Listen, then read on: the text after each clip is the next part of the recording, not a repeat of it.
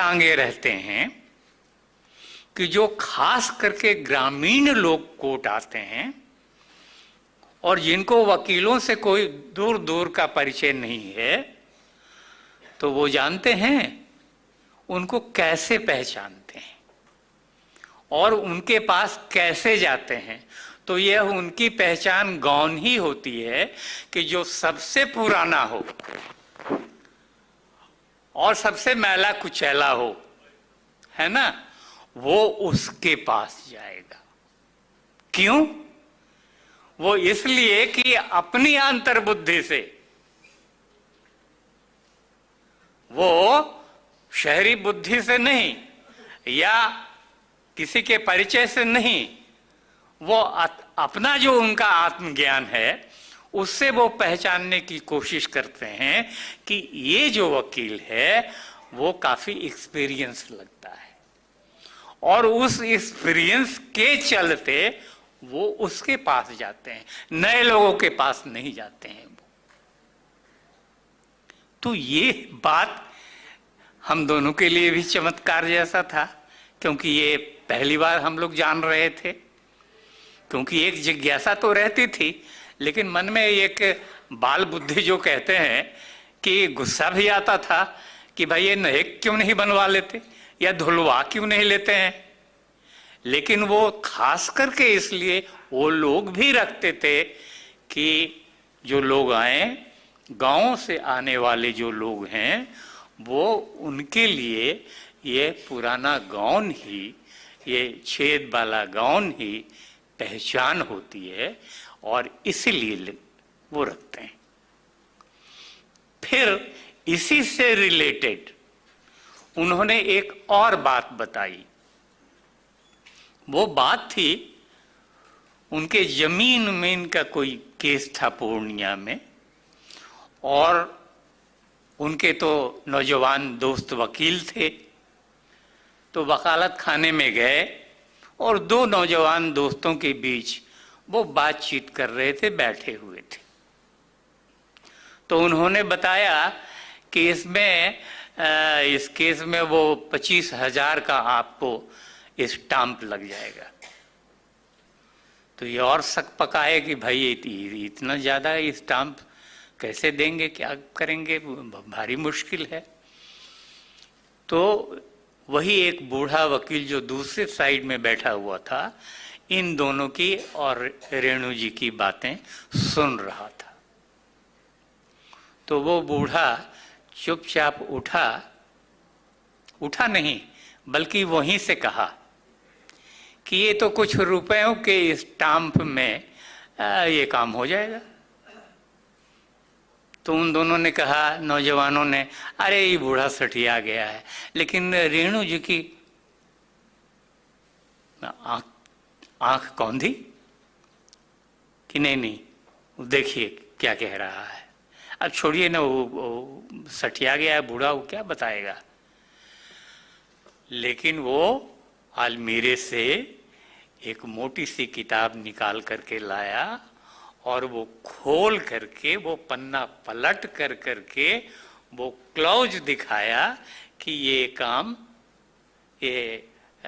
इतने रुपयों के में काम हो जाएगा। फिर वो दोनों वकील, नौजवान वकील ने ही काम किया, लेकिन वो उतना जो एक भारी रकम थी उस समय, उसको जुटाने में वो बचे। तो ये चीजें मैं इसलिए आपके सामने रख रहा हूं कि मैंने कहा कि ये रचनात्मकता जो होती है बहुत सामान्य नहीं हुआ करती।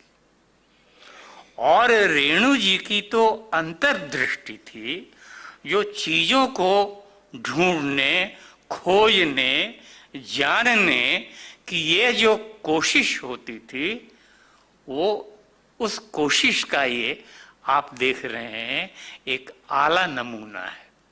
और हम जैसे जो नए लोग थे, जो कहानीकार अभी बन रहे थे, तो उनके लिए एक बहुत बड़ी चीज थी कि कैसे चीजों का आप सूक्ष्म ऑब्जर्वेशन करें, स्थूल नहीं।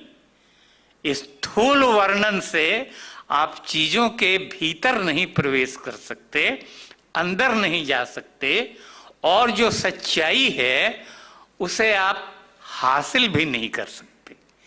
ये दोनों प्रसंगों को रेणु जी, क्योंकि इसके जो गवाह हैं वो सुरेश पांडे हैं, और सुरेश पांडे अभी इंदौर में रहते हैं, वो रिटायर भी कर चुके हैं, लेकिन रेडियो से ही जुड़े हुए हैं। और दूसरी चीज, उनकी इस अंतर्दृष्टि और उनके सूक्ष्म ऑब्जर्वेशन और उनके क्रिएशन से जुड़ा, क्योंकि जुड़ा हुआ प्रसंग है, इसलिए उस प्रसंग को इससे इसके साथ लिंक करते हुए मैं आपके सामने प्रस्तुत कर रहा हूं। वो जो है प्रसंग है अस्पताल का है। अस्पताल वो जनरल वार्ड में, यहां जितने लोग जानते हैं कि उन्होंने जो जनरल वार्ड है पीएमसीएच का, उसमें वो भर्ती हो गए थे। तो वहां भी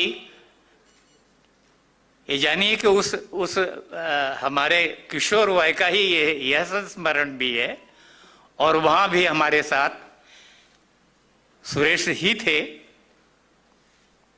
तो सुरेश ने उनसे पूछा कि आप इस जनरल वार्ड में क्यों आ गए, कोई केबिन ले लेते, आपको शोर शराबे से कम बचाव होता। तो उन्होंने कहा नहीं। अब देखिए, एक रचनात्मक व्यक्ति कहां कहां किन किन चीजों में वो ढूंढता रहता है, उसका एक दिलचस्प उदाहरण है। उन्होंने कहा, जानते हैं यहां रहने से क्या फायदा है? यहां लोगों के बीच में रहता हूं, और लोगों के आपसी व्यवहार जो होते हैं, वो उनका अध्ययन जो है वो अपने आप हो जाता है। उन्होंने कहा कि मैं एक उदाहरण बताता हूं।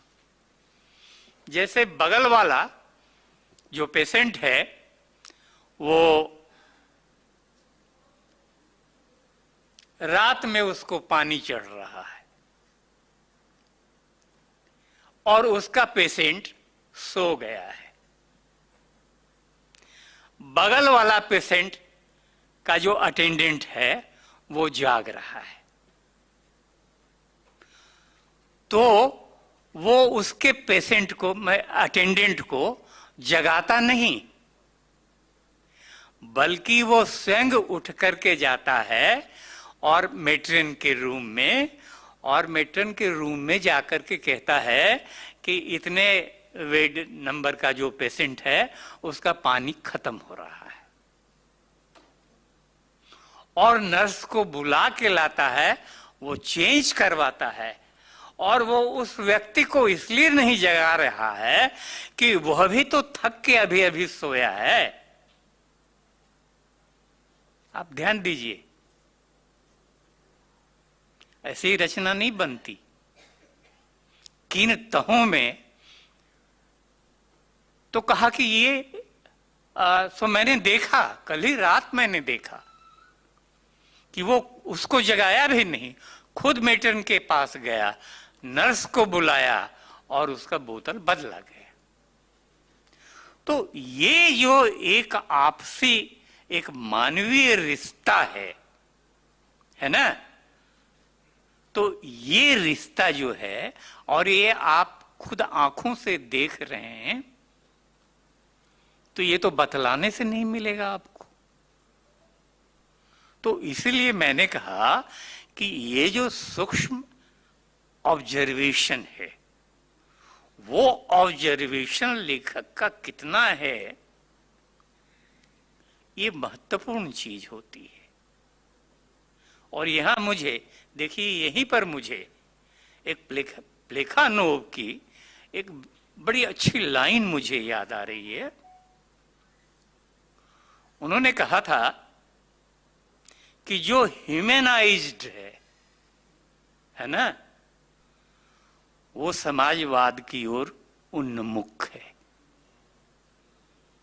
ह्यूमन जो बीइंग है ना, अब उस अस्पताल में रहने वाले जो जीने और मरने की घड़ी देखते होते हैं, पेशेंट भी और उसका अटेंडेंट भी,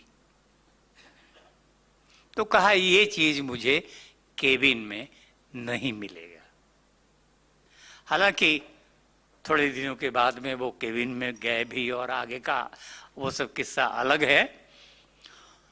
मैं उन्हीं चीजों को सिर्फ आपके सामने रख रहा हूं, ला रहा हूं, जो मैंने खुद, चूंकि मैं खुद कहानियां लिखा करता था,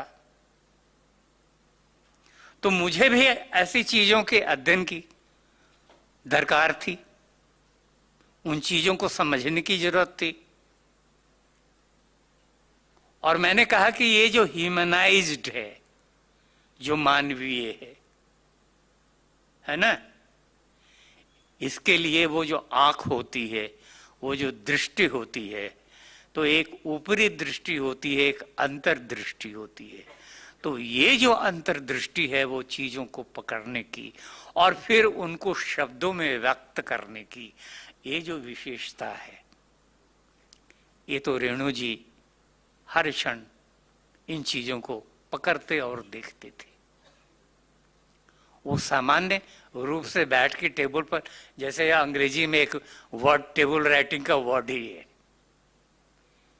टेबल राइटिंग, पेपर और कलम लेके बैठ गए टेबल पर, जाओ राइटिंग करने लगे, तो ऐसी शायद कोई राइटिंग ना होती हो, लेकिन ये बहुत फेमस वर्ड है टेबल राइटिंग।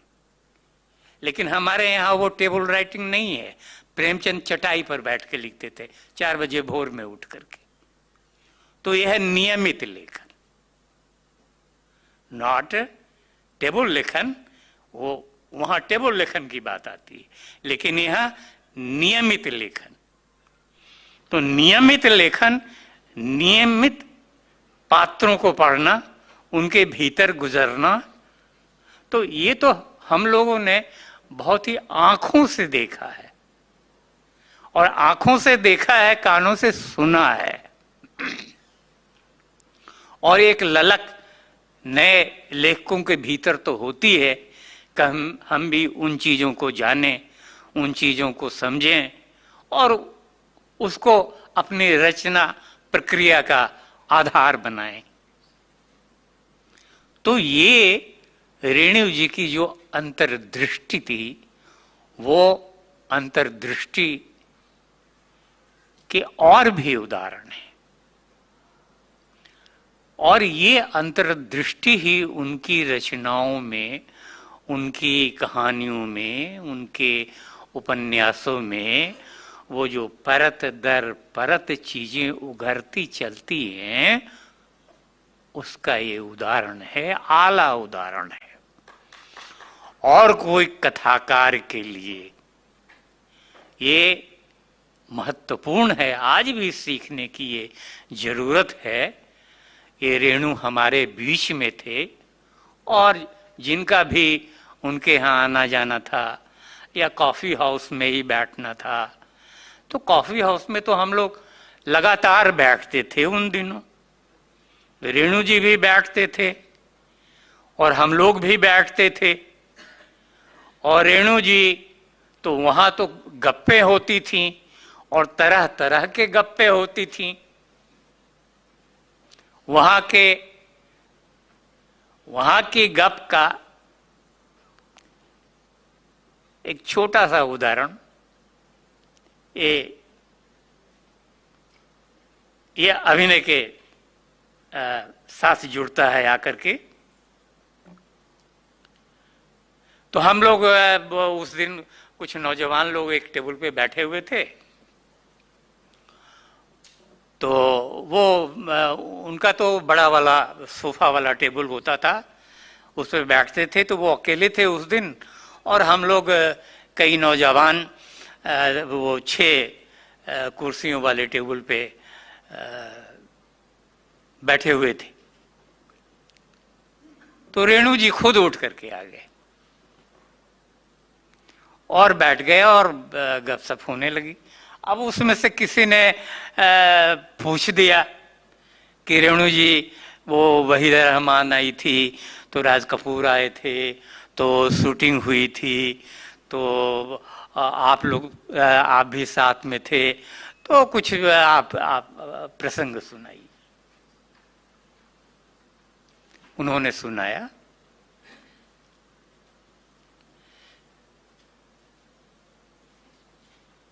प्रसंग बड़ा दिलचस्प था।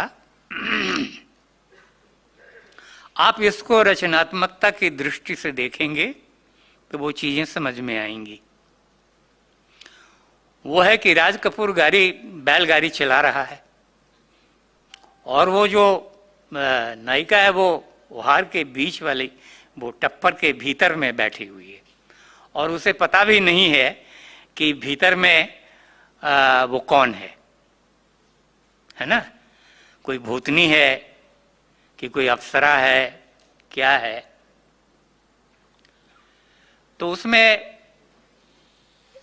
डायरेक्टर का कहना है कि वो भीतर से वो जो नायिका है वो उनके पीठ पर किसी छोटी सी लकड़ी से ऐसे हल्का सा वो खोदती है कि ताकि उसको, क्योंकि वो कुछ बात करना है उनसे, है ना। तो अब हुआ ये कि अब वो जो खर टाइप की वो बैलगाड़ी में जो मिला उसको वो कर रहा है। अब राज कपूर तो उस समय कोई नौजवान भी नहीं थे, किशोर वय के भी नहीं थे कि कोई खर से वो करे तो गुदगुदी पैदा हो। उस समय तो काफी उम्र हो चुकी थी और कोई गुदगुदी पैदा नहीं हो, और वो गुदगुदी पैदा होना था और उनको अभिनय करना था। अब उनको ये अभिनय करके हार को देखना था कि कौन है, और फिर वहां से बातचीत का सिलसिला शुरू होना था। तो ये दिलचस्प बात कह रहे थे कि उस समय तक तो उसकी मोटी चमड़ी हो गई थी और वो उंगली भी कोई दबाता तब पता चलता कि हाँ कोई उंगली से दबा रहा है। तो बड़ी मुश्किल से ये सीन, और हम लोग जो बच्चे बैठे हुए थे, अब कौन कौन सब 5-6 लोग तो थे सब, लेकिन याद नहीं आ रहा कौन कौन सारे लोग थे।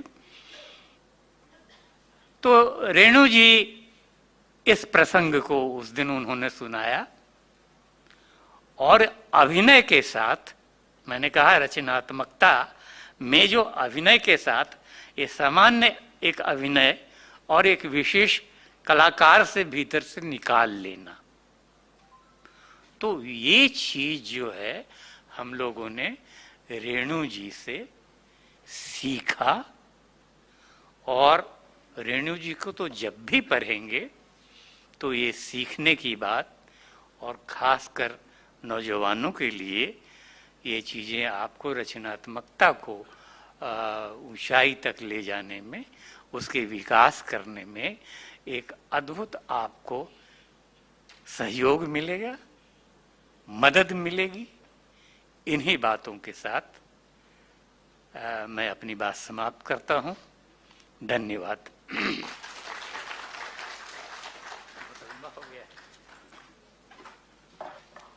बहुत बहुत आभार प्रोफेसर राणा प्रताप जी का, जिन्होंने रेणु जी से जुड़े कई संस्मरण सुनाए। हम लोग के बीच में फणीश्वरनाथ रेणु जी की सुपुत्री नीता जी हम लोग के बीच में उपस्थित हैं। मैं आयोजन की तरफ से नीता जी का स्वागत और अभिनंदन करता हूं।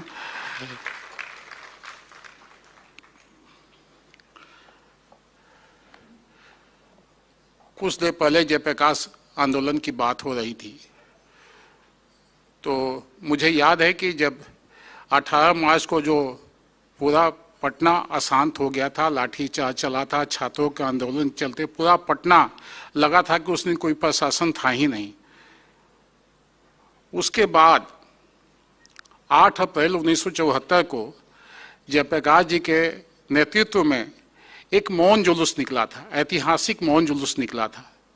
उस मौन जुलूस में जेपी चूंकि बीमार थे, वो जीप पर सवार होकर चल रहे थे, लेकिन उनके साथ जो साहित्यकार, रंगकर्मियों और लाखों लोग जो थे चल रहे थे, उसमें साहित्यकार और जो रंगकर्मी थे उनका नेतृत्व फणीश्वर नाथ रेणु जी कर रहे थे, और उनके साथ सबसे उनके जो निकटतम सहयोगी रेणु जी के थे रामबच्चन राय जी थे। उस समय से लेकर अंतिम समय तक रेणु जी के निकटतम रहे डॉक्टर रामबच्चन राय जी। अभी माननीय बिहार विधानसभा परिषद के सदस्य हैं और आचार समिति जो विधान परिषद की है उसके माननीय सभापति जी भी हैं। इनके पास अनगिनत संस्मरण होंगे। तो मैं सबसे पहले, चूँकि थोड़ा सा विलम्ब से आए और इन्होंने कहा कि मेरे आने का इंतजार मत कीजिएगा, आप लोग प्रोग्राम शुरू कर दीजिएगा, तो हम लोगों ने प्रोग्राम शुरू कर दिया। तो मैं सुनील कुमार झा जी से अनुरोध करूँगा कि बुके से हमारे जो अतिथि हैं उनका स्वागत करें, रामबच्चन राय जी का। सुनील कुमार झा जी हमारे जो आज के मुख्य वक्ता हैं उनका स्वागत करेंगे।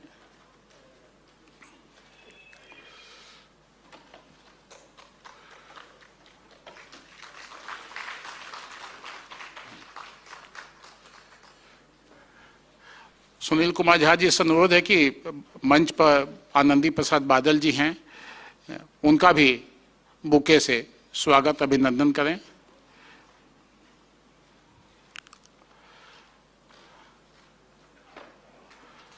देखिए,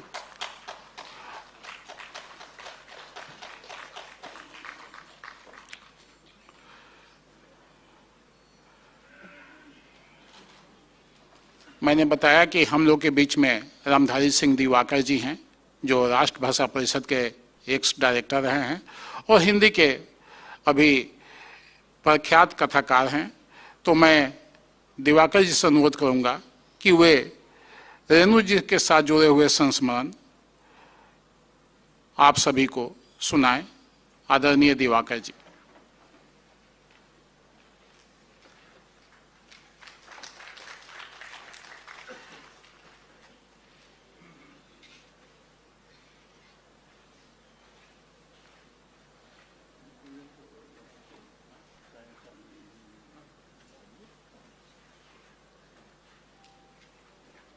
ठीक है।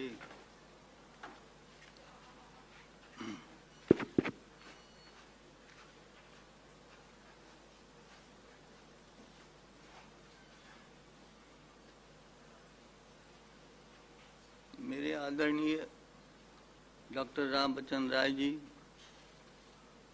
रिटायर्ड चीफ सेक्रेटरी अंजनी बाबू, मेरे बहुत पुराने मित्र मिथिला विश्वविद्यालय के इतिहास विभाग के अध्यक्ष रत्नश्री रत्नेश्वर मिश्र भी बैठे हुए हैं। बहुत दिनों के बाद मुलाकात हो रही है। और दरभंगा से पलायन करने वालों में 2 हम लोग प्रमुख हैं, रत्नेश्वर जी और मैं। उनको देखकर बड़ी खुशी हुई। बादल जी हैं और यहाँ तमाम साहित्यकार, साहित्य प्रेमी मित्र बैठे हुए हैं। सबको मेरी तरफ से अभिवादन।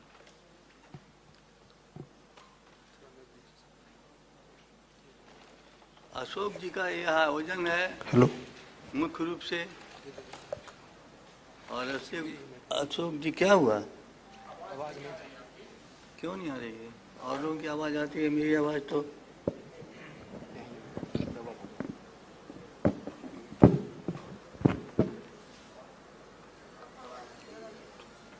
तो सबसे पहले मैं अशोक कुमार सिन्हा जी को, जो स्वयं लेखक हैं, उनको धन्यवाद देता हूं कि रेणु जयंती का आयोजन उन्होंने किया।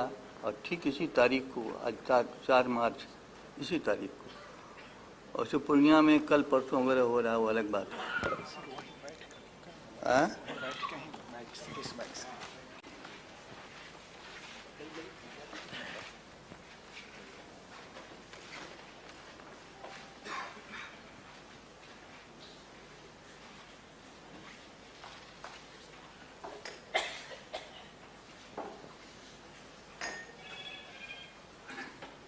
फिर भैया दिक्कत हो जाएगी भाई।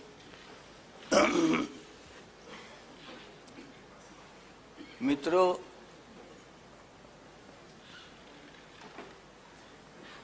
यहाँ राम बच्चन जी बैठे हुए हैं, डॉक्टर राम बच्चन राय, और रेणु पर उनसे अच्छा संस्मरण सुनाने वाला कोई नहीं। यह बात स्वयं रेणु जी मुझसे कहते थे। पटना में राम बच्चन राय जी थे और हम लोग रहते थे, फारबिसगंज है हम लोगों का शहर, नरपतगंज मेरा गांव है, रत्नेश्वर जी अच्छी तरह जानते हैं। तो हम लोग ये भैया हमारा तुम ऐसे ऐसे ही हमको बोलने दो, ऐसे भी हम इतना पे रखिए ना, बस इतना पे रखिएगा। हम टीचर रह चुके हैं, हम बोल सकते इतना हैं। इतना पे हमको पकड़ के नहीं होता है सर, हम ठीक है, हो गया हो गया हो गया। पकड़ ले रहे हैं, पकड़ ले रहे हैं। अब एक सवाल ये कना के ब्याह में भारी आफत हम अच्छा रहने दी।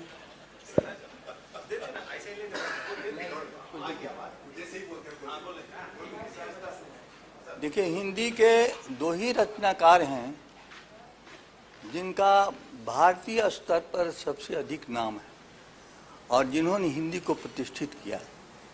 एक हैं दिनकर जी और दूसरे हैं रेणु जी। वैसे बीच में जितने भी साहित्यकार हैं उनकी मैं अवमानना नहीं कर रहा हूँ, लेकिन मान सम्मान दो ही के कारण हुआ है, एक दिनकर के कारण और एक रेणु के कारण।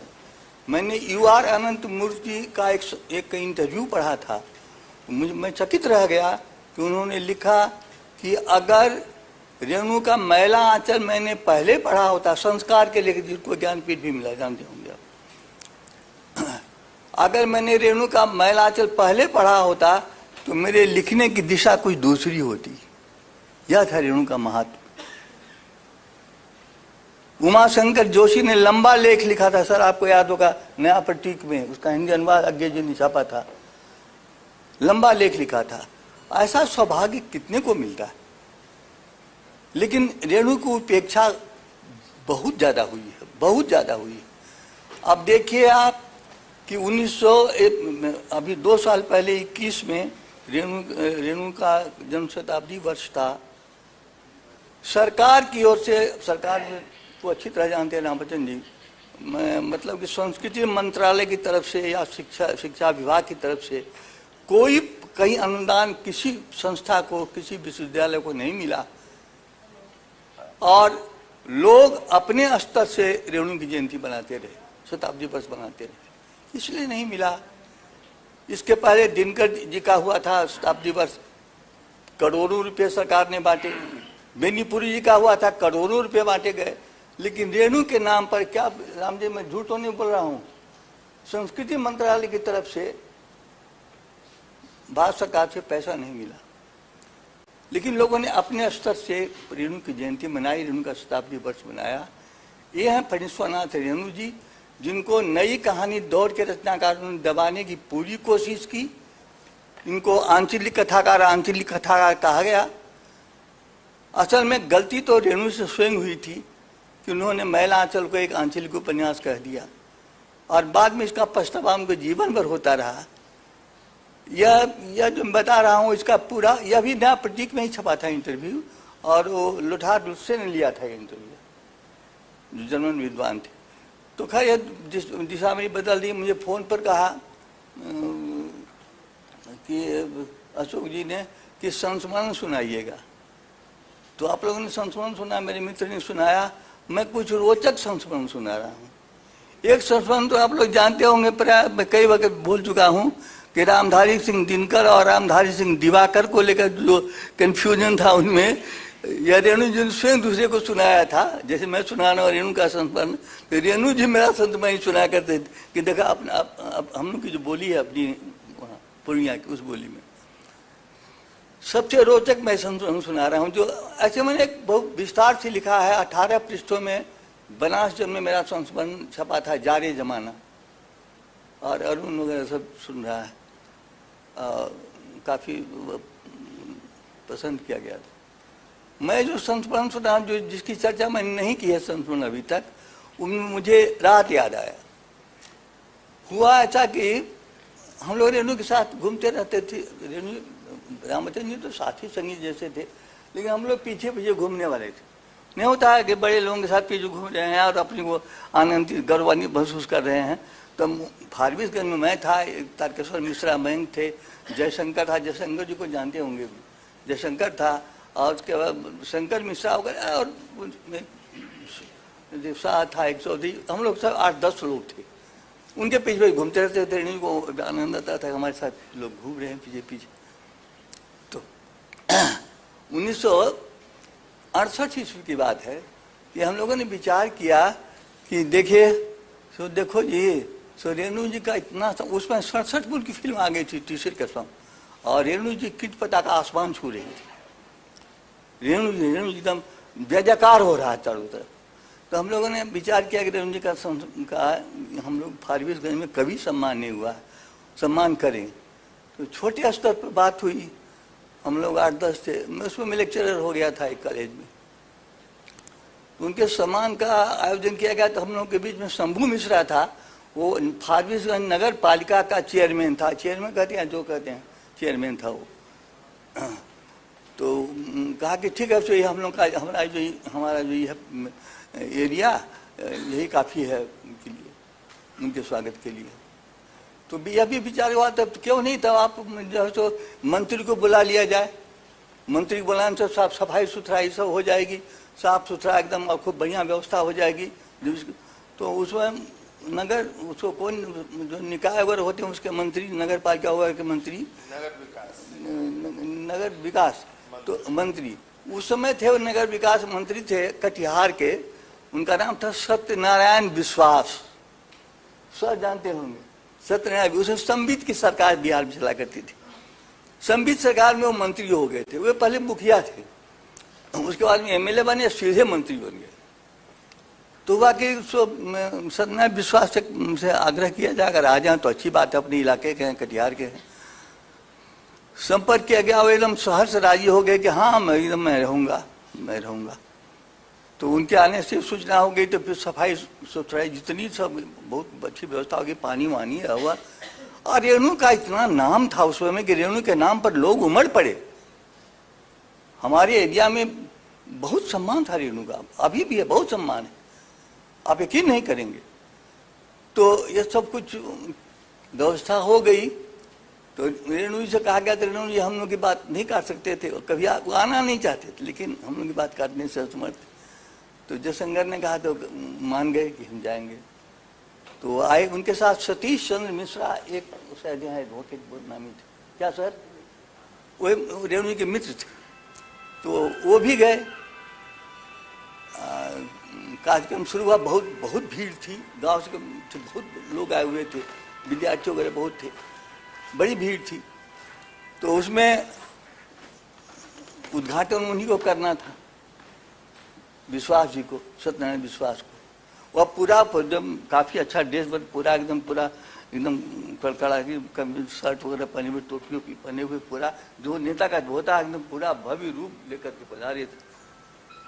आए, फीता उता काटा, उसके बाद ऐसे मुड़कर देखा पीछे की तरफ, हरिपाल त्यागी ने पेंटिंग की थी, बहुत नामी चित्रकार हरिपाल त्यागी, उन्होंने फिल्म में काम किया था। देखा तो फ्रांस के उन्होंने महिला अक्षर, और उन्होंने भाषण शुरू किया। का तीसरी कसम फिल्म के हरीश्वरनाथ रेणु को कौन नहीं जानता है। इनका महिला आंचल मैंने सुना, इनका महिला आंचल एक आंचलिक उपन्यास है, और इसी क्षेत्र की समस्याओं को इन्होंने उसमें कूट कूट कर भरा है। आज किसानों के सामने एक से एक समस्याएं हैं। किसानों को बीज नहीं मिलता है, किसानों को पानी नहीं मिलता है सिंचाई के लिए, और सारी समस्याओं के पर रेणु कूट कूट कर भर दिया। महिला वो पूरे जोर शोर से, और अंत में इतना कूटा उन्होंने, कूट कूट कर भरा। हर कुछ जैसे बीज की समस्या है, किसानों का पैसा नहीं मिलता अन्न का, अपनी उपज का, सारी समस्याओं को कूट कूट कर महिला भर दिया। हमने कहा, रेणु जी कहते हैं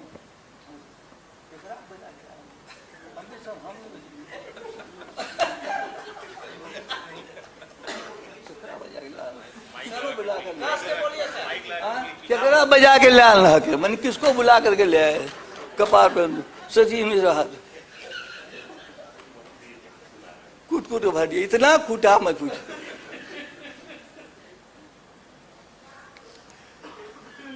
रेणु जी के लिए दिनकर जी के मन में बहुत सम्मान था। वे अपने से बड़ा लेखक मानते थे रेणु को। एक संस्मरण रेणु ने सुनाया था 1963 में हुआ था, 63 में फारबिसगंज में बिहार हिंदी प्रांतीय सम्मेलन का अधिवेशन। उसमें यहाँ के बहुत सारे लेखक गए हुए थे, दिनकर जी भी थे। तो दिनकर जी ने रेणु कुछ खास कारणों से, कुछ वहाँ के स्थानीय कारणों से उसमें शामिल नहीं हुए थे। तो दिनकर जी ने अपना संस्मरण सुनाया। उन्होंने कहा कि मैंने उसे 2 साल पहले 1961 में हिंदी लेखकों का एक डेलीगेशन मॉस्को गया था। उस डेलीगेशन में दिनकर जी थे, जैनेन्द्र कुमार थे, एक शांति निकेतन के अध्यक्ष राम सिंह तोमर थे, शिवमंगल सिंह सुमन थे, ऐसे ही 7-8 लोग रहे होंगे। वे लोग, उन लोगों को मॉस्को के एक होटल में ठहराया गया था। दिनकर जी बोल रहे थे मंच से, कहा कि एक दिन 2-3 दिन बीत गए तो एक दिन एक बूढ़ा आदमी, एक बूढ़ा जो देखने से एक कलाकार जैसा लगता था, एक बूढ़ा आदमी आया और पूछा कि आप लोग भारत से आए हैं। हिंदी में ही बात की उसने। कहा कि आप लोग हिंदी के लेखक हैं? कहा, तो किसी ने कहा हाँ। आप लोग भारत से आए हैं? हाँ। कहा कि आप लोगों में रेणु कौन है? आप लोगों में रेणु कौन है? कहा रेणु जी तो नहीं आए हैं। रेणु नहीं आए हैं तो हिंदी का डेलीगेशन कैसा हुआ? एक दिन का सुनाए थे। कहा डेलीगेशन कैसा हुआ? देखिए, मैं लेनिनग्राड से 250-300 किलोमीटर की दूरी पार करते हुए यहाँ आया कि उनसे मुलाकात हो गई। उनके मैला आंचल का जो अनुवाद हुआ है रशियन में, मैंने उसमें चित्र बनाए हैं। ये बड़ी अभिलाषा थी रेणु को देखने की, और वे नहीं है। देखिए, मैं लौट के जा रहा हूँ, क्या करूँ? कैसा डेलीगेशन है, कैसा डेलीगेशन? दिनकर जी का कमेंट था, रेणु आज उस ऊंचाई पर पहुंच गए हैं जहां पूरी दुनिया उनको देख रही है, पूरी दुनिया देख रही है रेणु। यह सम्मान था दिनकर का रेणु के प्रति। और दिनकर जी को रेणु जी बहुत आत्मीय रखते थे। एक मैं तो संस्मरण सुना ही चुका हूँ, मैं रिपीट नहीं करूँगा। रामराज सिंह दिनकर, रामराज सिंह दिवाकर में जो भ्रम हुआ था उनको ये मैं सुना चुका हूँ, पहले क्या सुनाऊंगा। एक संस्मरण एक दूसरे कवि का मैं सुना रहा हूँ। यह संस्मरण जुड़ा हुआ है नागार्जुन से, जो बहुत बड़े कवि हैं बेशक। देखिए, रेणु के साथ दिक्कत यह है कि हिंदी के आलोचक और हिंदी के विद्वान लेखक रेणु को बड़ा लेखक तो मानते हैं, लेकिन महान लेखक कहने में उनकी जीवा लड़खड़ा जाती है। महान लेखक नहीं मानते, जीवा लड़खड़ा जाती है। कई कारण हैं इसके। लेकिन देखिए, दिनकर जी को कितना महान मानते थे रेणु को। एक रत्नेश्वर जी भ्यास के चाहेंगे बुरा लगे या जे लगे, एक संस्मरण सुना रहा हूँ, वह 1985-86। उसमें नागार्जुन जी फारबिसगंज में एक जगदीश गुप्ता है, जगदीश मिल बहुत मशहूर था वहाँ का, राइस मिल। जगदीश गुप्ता बहुत धनी आदमी, धनी उद्योगपति थे। उनके यहाँ ठहरे हुए थे नागार्जुन जी। नागार्जुन जी किसी छुट्टियाँ क्या ठहरते नहीं थे, वो तगड़ा कोई जहाँ व्यवस्था हो खाने पीने की, तो वहाँ ठहरे हुए थे। 4-5 दिन वहाँ गुजर गए तो उन्होंने जयशंकर से कहा कि एक आयोजन करो, गोष्ठी करो, मैं उसमें कविता पढ़ूंगा। तो जयशंकर हम गांव में आए हुए थे, सीएम कॉलेज में थे, उसमें आए हुए थे। तो मैं गांव में ही था, तो मैं गांव से आया, गोष्ठी हुई, नागार्जुन आए, 10-15 हम लोग बैठे हुए थे। नागार्जुन ने कविताएं पढ़ी अपनी, फिर कुछ कविताएं मुझे अभी तक बढ़ा दी कि हाँ तू पढ़ा था, पढ़ा। कुछ कविताएं मैंने पढ़ी। यह दौर समाप्त हुआ तो कुछ प्रश्नोत्तर का एक कार्यक्रम था। इस कुछ सवाल किए जाएंगे जिनका कि हम लोग इनसे उत्तर सुनेंगे, क्या इनके क्या विचार हैं। तो मैंने पूछा बाबा से, नागार्जुन से, मैथिली में बात हो रही थी। मैंने बाबा से पूछा रेणु की आंचलिकता के विषय में। हमने कहा कि रेणु की आंचलिकता के विषय में आपका क्या विचार, क्योंकि आंचलिक आंचलिक आंचलिक इतना हल्ला हुआ है, इतना शोर बन गया। बाबा को जो सोचते रहे और बोले देखिए रेणु की आंचलिकता, और यह जानते होंगे आप कि नागार्जुन खाने पीने के बड़े शौकीन थे, खाने पीने के बहुत शौकीन थे। कहा कि देखो दाल में हींग के छौंक देल जाए, दाल स्वादिष्ट बन जाए, दाल खूब स्वादिष्ट बन जाए। और वही हींग के घोर के अगर ओकर शरबत बना दिल जाए तो केहन लागत। रेणु स्याह के लग, रेणु ने वही किया। यानी रेणु ने, हमको बहुत दुख हुआ, मुझे बहुत दुख हुआ उससे। यह विचार है, या कोई सुनी हुई बात रहती किसी से तो हम यकीन नहीं करते। लेकिन नागार्जुन जैसे महान बड़े कवि, महान नहीं कहूँगा, ये बड़े कवि के मुँह से रेणु के बारे में यह सुनना, मैं सन्नाटे में रह गया। मैं अब कुछ पूछ भी नहीं सकता तो उनके बाबा बिगड़ जाते। जानते हैं जब आप बिगड़ते बहुत है, बिगड़ जाते। मैंने कुछ पूछा नहीं कि मन महसूस के रह गया और मौका देखता रहा कि कब मौका मिलेगा कि मैं यह कहूँगा। यह बात मैंने संस्मरण में भी कही है, आप लोगों से भी कह रहा हूँ। मित्रों,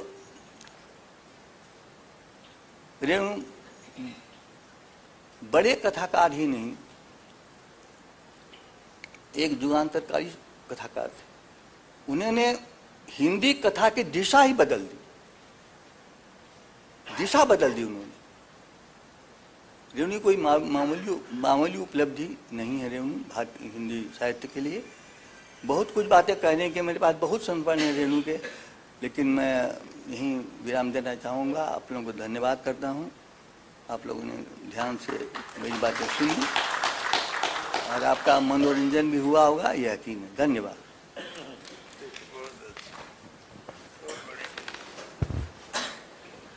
बहुत शुक्रिया सर। और यकीनन जो काश एक हृदय में है कि हमने उन्हें नहीं देखा, रूबरू सुना नहीं, वो काश हल्का पड़ गया है, क्योंकि आपकी जो किस्सा गोई है और किस्सा गोई के तरह से जो आपने सुनाया है संस्मरण, वो काश बहुत मध्यम पड़ रहा है।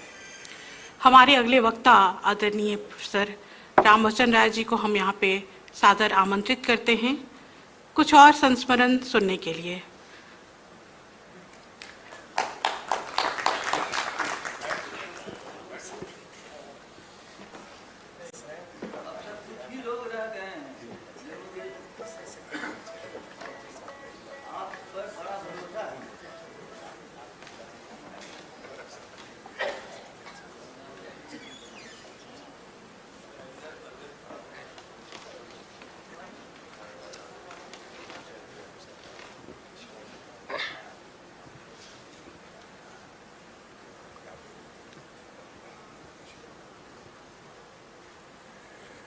संग्रहालय के महानिदेशक और बिहार के मुख्यमंत्री के मुख्य परामर्शी, कला और संस्कृति से प्रगाढ़ रूप से जुड़े हुए आदरणीय अंजनी बाबू, मंच पर बैठे देश के वरिष्ठ चित्रकार आदरणीय बादल जी,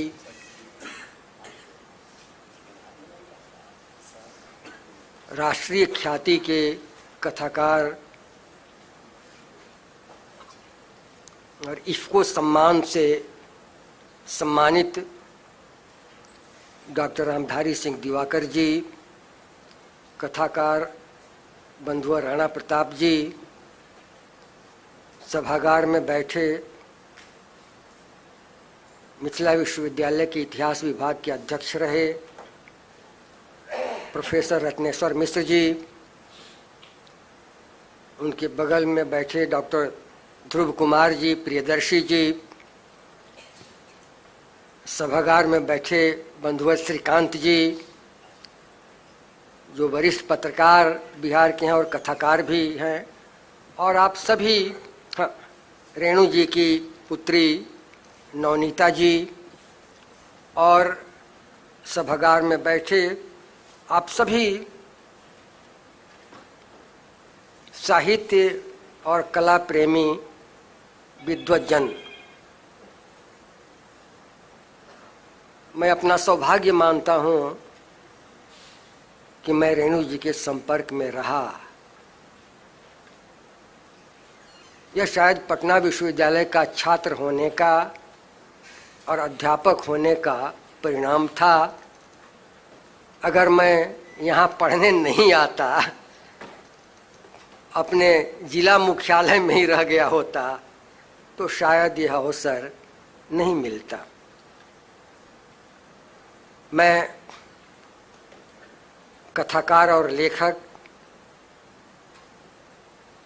अशोक बाबू का भी धन्यवाद करता हूँ, क्योंकि इस आयोजन के वे परिकल्पक हैं कि उन्होंने मुझे आमंत्रित किया। पिछले नवंबर महीने से ही मैं अस्वस्थ चल रहा था और अभी हूँ। आप मेरी आवाज़ से महसूस कर रहे होंगे, आवाज़ बदल गई है थोड़ी सी। निकलना नहीं होता था घर से बाहर, इधर कुछ दिनों से निकल रहा हूँ। लेकिन रेणु जी के नाम पर कार्यक्रम है, तो मेरा नैतिक दायित्व था कि अस्वस्थता की स्थिति में भी मैं आपके बीच आऊं। कुछ विलंब से पहुंचा, इसके लिए क्षमा प्रार्थी भी हूं। शहर की जो यातायात स्थिति है आप अवगत हैं, कहीं भी आप फंस सकते हैं किसी भी रास्ते में। लेकिन मुझे विश्वास है कि आप मुझे क्षमा करेंगे इसके लिए। मित्रों, बहुत कुछ कहा हमारे दो विद्वान साथियों ने, और अशोक बाबू ने तो आसान कर दिया कि संस्मरण सुनाना है। तो संस्मरण में कभी कभी विस्मरण भी शामिल हो जाता है, तो इसलिए इसके लिए भी थोड़ी रियायत आप देंगे। मैं कोशिश करूंगा कि ऐसा विस्मरण न हो, लेकिन तब भी ऐसा होता है। और रेणु तो ऐसे लेखक हैं जो अपने जीवन काल में ही किंवदंती बन गए थे, लीजेंड हो गए थे। जब हम लोग कॉफी हाउस आते थे एक रिक्शे पर बैठकर, तो पीछे से या दूर से चलने वाले नौजवान जो विश्वविद्यालय में पढ़ते थे कहते देखो देखो रेणु जी जा रहे हैं। वो महिला वाचल नहीं कहते, यार देखो तीसरी कसम वाले रेणु जी जा रहे हैं। तो हम लोग मुस्कुराते हुए आगे बढ़ जाते थे। रेणु जी के जीवन में भी बहुत संघर्ष रहा। लेखक बनना आसान नहीं होता है। मैं बहुत संक्षेप में कुछ बातें रखूंगा आपके सामने, जिसमें संस्मरण भी होगा, कुछ समीक्षा भी होगी, कुछ लेखन के प्रति क्या नजरिया होता है लेखक का ये भी होगा, मिला जुला कर। एक सामाजिक राजनीतिक कार्यकर्ता लेखक कैसे बनता है, रेणु इसकी मिसाल है। एक खाते पीते परिवार में पैदा हुए, किसान परिवार में, अच्छे खाते पीते किसान, पूर्णिया जिले के। लेकिन कहीं एक जिज्ञासा थी भीतर बैठी हुई, एक प्यास थी चीजों को देखने, परखने, समाज से मिलने जुलने, लोगों के बीच रहने। एक सामाजिक कार्यकर्ता। और स्कूली जीवन से ही उनके भीतर कहीं कोई बेचैनी थी, एक बेचैन आत्मा। क्योंकि पढ़ते पढ़ते भी स्कूल से वो निकल जाते थे, भाग जाते थे। और उसी दरमियान वो कलकत्ता भी गए शरद चंद्र का घर ढूंढते हुए। हावड़ा में घूम रहे थे कि शरद चंद्र किस मकान में रहते थे, ये उन्होंने बताया था हम लोगों से। और उम्र बिल्कुल अभी मूछ उनकी निकल रही थी, निकल भी पूरी मूछ भी नहीं आई थी। एक बंगाली सज्जन जो अखबार पढ़ रहे थे, उसमें देखा कि एक नौजवान लड़का है इस शरद चंद्र का घर ढूंढ रहा है। कहा बुलाया अपने पास, कहा कहाँ से आए हो? बताया इन्होंने बिहार से, पूर्णिया से। बंगला में ही बात कर रहे थे। कहा भगा, कहा जाओ लौटो घर, बर्बाद होने आए हो। यानी शरद चंद्र की शोहरत, शरद चंद्र को संभ्रांत बंगाली परिवार के लोग अच्छा नहीं समझते थे। कहा कि ये लड़का भी बिगड़ जाएगा, उन्हीं की राह पर चला जाएगा। तो ये भी है। और शरद चंद्र उनके प्रिय थे। आप समझें कि स्कूल से भागकर कोई लड़का हावड़ा पहुंचे शरद चंद्र का घर खोजते हुए, तो क्या उसके भीतर भूख है? और कई चीजें देखिए, शरद चंद्र की भावुकता, रेणु की भावुकता। शरद चंद्र को कुत्ता पालने का शौक था, रेणु भी कुत्ता पालते थे घर में। कई चीजें। तो एक लेखक कैसे बन रहा है, तैयार होता है, उसकी मानसिकता घर से भागना। इसी तरह कोइराला परिवार से जो संपर्क उनका हुआ, वो घर से ही भागकर कहीं स्टेशन पर टहल रहे थे, और बीपी कोइराला की नई नई शादी हुई थी। वो ट्रेन में फारबिसगंज से जो ट्रेन जाती है जोगबनी की तरफ, उसमें लिखा है रेणु जी ने संस्मरण में भी कि बैठे थे, जा रहे थे बीपी कोइराला जो प्रधानमंत्री हुए थे नेपाल के, और देखा कि एक नौजवान लड़का, वो इंटर क्लास उस समय जो फर्स्ट क्लास की तरह होता था उस जमाने में, कि एक नौजवान लड़का, वो जब ट्रेन खुल गई तो हैंडल पकड़ को खड़ा हो गया, लटक गया। डब्बा तो बंद था, दो ही आदमी थे उसमें, उनकी पत्नी थी, अपने बैठे थे। देखा कि उनकी पत्नी कहा कि बच्चा गिर जाएगा। खोला उन्होंने दरवाजा, बैठा, कहा क्या हो? तो इनके हाथ में कोई पत्रिका थी, लेकर देखा, क्या पूछा लोगों ने, बताया घर यहाँ है। तो कहा कि ठीक है, अपने साथ वो लेते गए विराटनगर। अब वो कथा छोड़ दी यहीं पर। तो ये मैं एक कहें कि बेलौसपन, एक आवारागर्दी जो विष्णु प्रभाकर ने शरद चंद्र में के बारे में कहा, आवारा मसीहा। तो जो आवारा है वो मसीहा कैसे बनता है, ये बनने की प्रक्रिया। घर से भागा हुआ लड़का और बीपी कोइराला, ये जो नौ दंपति जो सफर का उनके साथ चला गया, और फिर बाद में पता लगा उन लोगों ने इनके पिताजी को खबर की कि ये मेरे साथ है। फिर वो प्रसंग छोड़िए कैसे उस परिवार में रह करके मैट्रिक पास वहीं से किया विराटनगर से उन्होंने, और उनके पिताजी को खुद पिताजी कहते थे, वो परिवार का वो सदस्य बन गए। रेणु जब लेखक हो गए, फिर कुछ दिन नौकरी की, स्वभाव तो था नहीं नौकरी करने का, आकाशवाणी में थे वो, कुछ ही दिन रहे। जगदीश चंद्र माथुर के दबाव पर, जगदीश चंद्र माथुर जो बड़े अधिकारी थे उन दिनों और आईसीएस थे, तो उनके कहने पर उन्होंने कुछ दिनों के लिए पटना रेडियो में काम किया। फिर वहां भी टिके नहीं, छोड़ दिया काम। दफ्तर में भी एक टेबल कहानी उनकी है, उसी रेडियो स्टेशन की कहानी है वो। उन दिनों वो महेंद्रू में रहते थे, पोस्ट ऑफिस के आसपास। तो रात की ड्यूटी से कभी निकलते थे, या फिर होटल था यहाँ डाक बंगला के पास, बैठते थे लोग। उन दिनों ड्रिंक किया करते थे, देर हो जाती थी, तो कभी कभी देर हो जाती थी।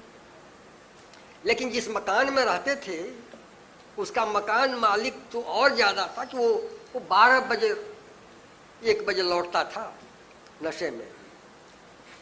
और एक जूता, रेणु जी ने सुना था, एक जूता खोल करके अपना जोर से पटकता था पत्नी को जगाने के लिए कि सो गई है, और फिर उठती थी। एक दिन और रेणु जी इसमें इनकी नींद उचट जाती थी। अब अपने देर से घर से लौटे हैं, सोए, और इसके बाद नींद खुल गई। एक दिन गए और दरवाजे पर उन्होंने दस्तक दी। आदमी आया था। कुछ देर के बाद जब एक जूता पटका जोर से, और इसके बाद तो पूछा उन्होंने, तो कहा, कह रही आप क्या बात हो गई, कुछ मदद चाहिए? कहा, ये पूछने आया हूं कि दूसरा जूता कब खोलिएगा क्योंकि उसके बाद ही मैं सोऊंगा। तो शोहरत हो गई थी एक लेखक के रूप में, आकाशवाणी में काम करते थे। बहुत लज्जित हुआ आदमी। इसके बाद उसने ये प्रैक्टिस बंद कर दिया। मित्रों, जब राजेंद्र नगर में वो आए रहने के लिए, अभी नया नया ये बना था उन दिनों, पटना इम्प्रूवमेंट ट्रस्ट था जिसकी ओर से सारे गोलंबर के मकान बने हुए थे। तो सबसे पुराने बाशिंदा वहां के रेणु जी थे। उस फ्लैट में गए थे, लटका जोत गए। तो वहां भी जिस फ्लैट में वो रह रहे थे, तो एक पटना के एक नए लेखक ने ठीक उनके फ्लैट के नीचे एक ट्रेडिल प्रेस बैठाया। ट्रेडिल प्रेस जो हाथ से चलता था, बहुत खड़ खड़ खड़ खड़ की आवाज आती थी। तो वो प्रेस 12 बजे रात में चलना शुरू होता था, जब रेणु के सोने का समय, यानी उनकी नींद हराम हो जाए, इसके लिए वो ट्रेडिल प्रेस, उस लड़के को हिदायत थे कि उसी समय शुरू करना है छपाई का काम। आप सब, अब तो ट्रेडिल प्रेस दिखता भी नहीं है कहीं, लेकिन उस जमाने में इतना शोर होता था जैसे ट्रक चल रहा हो, आपके बगल से गुजर रहा हो, इतनी तेज आवाज होती थी। और उसमें रेणु लिखते थे। तो ये सब, यही नहीं, जब प्रति परिकथा लिखने लगे, महिला आंचल तो छप गया था 54 में, आप सब लोग जानते हैं। और मैं ये 60 के दशक की बात कर रहा हूं, जब ये इम्प्रूवमेंट ट्रस्ट का फ्लैट बन गया था। प्रति परिकथा लिखने के लिए इलाहाबाद चले गए, और इलाहाबाद के जो कॉफी हाउस वाला इलाका है, वहीं एक किराए का मकान लिया था। लतिका जी साथ रहने लगे वहीं। प्रति परिकथा उन्होंने शुरू किया, कई अध्याय लिखे उसके। प्रति परिकथा में जब वो, उसमें भी एक हादसा हुआ कि एक लेखक यहाँ से गए बिहार से इलाहाबाद, और उनसे मुलाकात करने गए। रहे, चाय नाश्ता हुआ, कहीं दूसरी जगह उठा रहे हुए थे, इनसे भेंट करने आए और कहा कि अब मैं चलता हूँ। कहा कि बैठिए, अभी भोजन करके जाइएगा, मैं स्नान करके आता हूँ। स्नान करने गए तो प्रति परिकथा के 2 अध्याय उन्होंने अपने झोले में रख लिए। आपने कहा है कुछ अनछुए, तो 2 अध्याय उन्होंने झोले में रख लिए, और बाद में अपने नाम से कहानी के रूप में उन्होंने छपाया।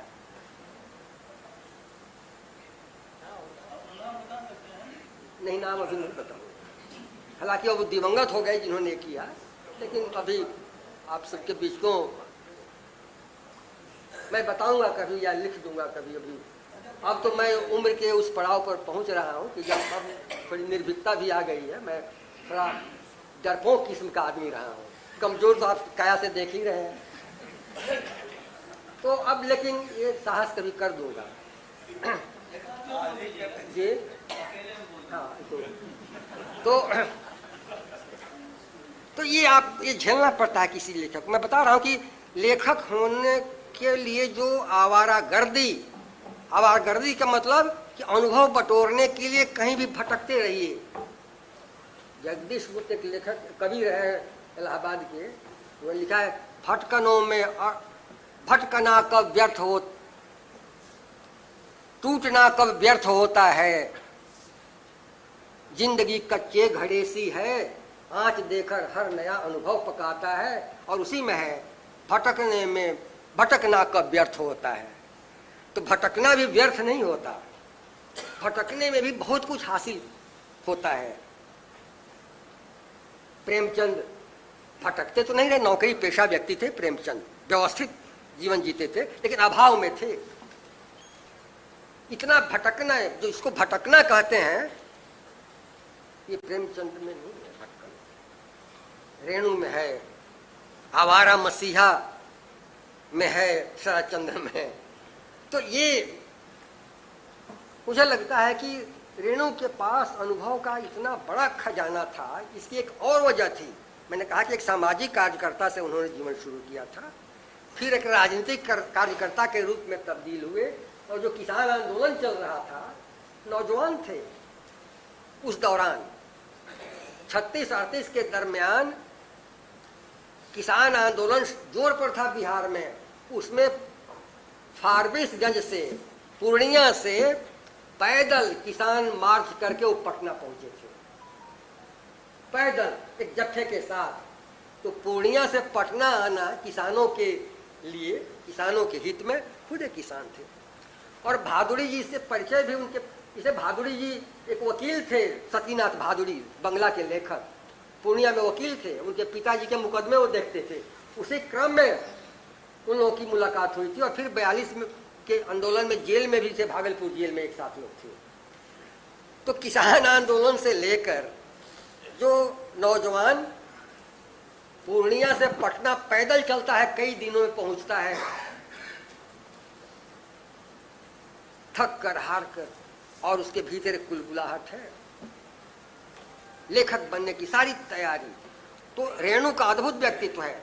किसी लेखक को सामाजिक मोर्चे पर इतना नहीं लड़ना पड़ा, किसानों के सवाल को लेकर नहीं जूझना पड़ा। अंतिम दौर में तो जब मैंने 74 में भी जेपी का आंदोलन शुरू हुआ, उसके पहले 73 में वो पूर्णिया जेल में बंद थे, ब्लॉक पर प्रदर्शन करते हुए, क्योंकि खाद की कीमत बढ़ गई थी, कालाबाजारी हो रही थी। तो किसानों के साथ खड़े हो गए जुलूस में, अगर वो गिरफ्तार हो गए 73 में। हम दो लोग यहाँ से पटना से गए उनसे मिलने जेल में। सूर्य नारायण चौधरी एक पत्रकार थे जो दिनमान में लिखते थे, और मैं, हम दो लोग गए कि रेणु जी पूर्णिया जेल में बंद है। गए तो मेरा सौभाग्य, दिलचस्प बात है कि रेणु जी ने कहा कि मैं एक और आदमी से मिलवाता हूं यहाँ, और उसी जेल में उनके मैला आंचल के पात्र भी थे, ये चरित्र, हाँ, तो चरित्र कर्मकार, जो उनका नाम था, जो नक्षत्र मालाकार। तो नक्षत्र मालाकार भी पूर्णिया जेल में थे। रेणु जी ने बुलवाया कि रामचंद्र राय और ये सूर्यनारायण चौधरी आए हैं पटना से, आप आइए। आए, आप समझ लीजिए कि नक्षत्र मालाकार से मुलाकात, जो नक्षत्र मालाकार अपने आप में एक किंवदंती थे पूर्णिया जिले में उस जमाने में, कि जमींदारों की नाक काट लेते थे, कान काट लेते थे जो अत्याचार करते थे। वो डकैत के रूप में प्रसिद्ध थे। और जयप्रकाश जी के संपर्क के आने के कारण, जो जेपी का जो सोनपुर में चलता था ना समर स्कूल ऑफ पॉलिटिक्स, तो समर स्कूल ऑफ पॉलिटिक्स में जयप्रकाश जी ने उस डकैत नक्षत्र मालाकार को भर्ती कराया, कहा कि समाजवाद का पाठ पढ़ो, और उनका परिवर्तन हुआ, हृदय परिवर्तन। तो वो भी बंद थे, सारे लोग बाद में फिर वो कम्युनिस्ट धारा से जुड़ गए थे। रेणु जी के निधन के बाद कटिहार में एक बड़ा आयोजन हुआ था, विश्वविद्यालय वहाँ कॉलेज के लोगों ने किया था, डीएस कॉलेज कटिहार। तो मैं गया था, बुलाया था मुझे उन लोगों ने। अंतिम बार, क्योंकि जो निमंत्रण पत्र छपा था उसमें नाम मेरा छपा हुआ था कि आएंगे, नक्षत्र मालाकार आए थे उसमें मिलने के लिए, उनसे मिले बुलाकर। और बहुत वो बिल्कुल अब थोड़ा चलने में तकलीफ हो रही थी, अपने किसी रिश्तेदार के वहाँ थे, आए थे उस आयोजन में बैठे, तो अंतिम बार उनसे मुलाकात हुई। तो ये तो लेखक होने का जो बहुत समझे संघर्ष है, कई तरह के संघर्ष। तो मैं कह रहा हूँ कि ऐसे बिल्कुल ड्राइंग रूम में बैठकर लिखने वाले लेखक रेणु नहीं थे। किसान संघर्ष में रहे, राजनीतिक सोशलिस्ट पार्टी के कार्यकर्ता थे, जनता अखबार यहाँ से छपता था सोशलिस्ट पार्टी का, उसमें उनके रिपोर्टर छपते थे। तो एक कॉमरेड के रूप में उन्होंने शुरू किया। और इतना ही नहीं, जो लोकतंत्र की लड़ाई लड़ी गई नेपाल में, तो कोइराला बंधुओं के साथ बाजाबता मोर्चे पर पुलिस का सैनिक की वर्दी में भी उन्होंने लड़ाई लड़ी, पिस्तौल लटका। उनका चित्र हमने देखा था फारबिसगंज के स्टूडियो में, उनकी एक तस्वीर टंगी हुई थी कि बिल्कुल फौजी वर्दी में है और एक रिवॉल्वर लटक रही है बगल में। ये तस्वीर भी मैंने देखी थी। तो ये विविधता है। और जब बीमार पड़ के पीएमसीएच में आए, वो भी भागलपुर जेल में ही थे और खून की उल्टी होने लगी, तब वहाँ से इनको लाया गया। और यहाँ डॉक्टर हई अभी जो हैं, इनके पिताजी भी डॉक्टर थे, मेडिसिन के डॉक्टर थे इनके पिताजी, उन्हीं के वार्ड में भर्ती हुए थे, डॉक्टर हई के वार्ड में। तो बहुत सारी चीज़ें हैं। लेखक बनने का और मैला आंचल की पूरी कथा भागलपुर जेल में उन्होंने रच दी थी दिमाग में। लिखने का काम तो बीमारी के बाद उन्होंने शुरू किया। और जितने उस जमाने के कांग्रेस के बड़े नेता थे, श्री कृष्ण बाबू थे, के बी साहेब जी थे, ये सब लोग भागलपुर जेल में थे उन दिनों। तो वहाँ शाम के दिन जितने राजनीतिक कैदी थे, उनकी गोष्ठी होती थी शाम में, और हर आदमी को कोई अपना अनुभव सुनाना पड़ता था। उसमें सतीनाथ बहादुरी भी थे, रेणु भी थे, और रेणु सबसे कम उम्र के नौजवान थे जो जेल गए थे 42 में। अब उन्होंने गांधी जी पर कविता लिखी थी, गांधी और कस्तूरबा की प्रेम कथा, ये सुनाई उन्होंने। तो जो पुराने कांग्रेसी लोग थे उनको बहुत नागवार गुजरा और अच्छा महसूस नहीं किया कि अब गांधी जी और कस्तूरबा की प्रेम कथा। तो सतीनाथ बहादुरी ने कहा कि तुम कहानी लिखो, कहानी लिखना शुरू करो। सतीनाथ बहादुरी खुद बंगला के कथाकार थे। उसी में एक दिन उनकी बारी थी, शाम की जो गोष्ठी हो रही थी कैदियों की, कि आप कुछ सुनाएं अपना संस्मरण, या कुछ जो जैसे आपने कह दिया कि संस्मरण कुछ सुनाना है। तो रेणु ने भी एक संस्मरण सुनाया, एक झूठा संस्मरण, उसका कोई आधार नहीं था। कहा कि ऐसा है कि हम लोग पढ़ रहे थे, मैट्रिक का इम्तहान नजदीक था, लेकिन मन में आया जाड़े का समय कि हम लोग कहीं चलें घूमने के लिए। तो जाड़े का दिन और 5-6 साथी हम लोग निकले। एक आदमी की बैलगाड़ी थी, उसी पर बैठ कर गए। तो बगल का गांव है, देवनाथ बाबू उनके मित्र थे, देवनाथ राय, जो 77 में एमएलए हुए थे, 77 में देवनाथ राय। और शौर्य उनके शायद पोता है, कुछ है, उन्हीं के चांसलर है ना ये लॉ यूनिवर्सिटी। हाँ, तो देवनाथ राय जी कहा कि उनके घर गए हम लोग। तो मालूम है कि नहीं, वो तो कामत पर है। तो पूर्णिया जिले में बड़े जमींदारों के कामत हुआ करते थे, घर से दूर खेती करने के लिए, वहीं पर मकान बना रहता था, तो वहीं है। तो हम लोग गए वहाँ बैलगाड़ी से गए तो देखा कि अलाव जल रहा है, जाने का समय था, ये अलाव जल रहा है। और वहाँ एक नौजवान आग के पास बैठा है कुर्सी पर। तो हम लोगों ने सोचा कि कोई होगा इनके रिश्तेदार वगैरह। जाकर पूछा उससे कि कहाँ देवनाथ बाबू कहाँ है। कहा कि वो बाजार गए हैं। आप लोग कहाँ से आए हैं? तो बताया। अरे बैठिए, थोड़ी देर में आ जाएंगे, बाजार से लौटते ही होंगे।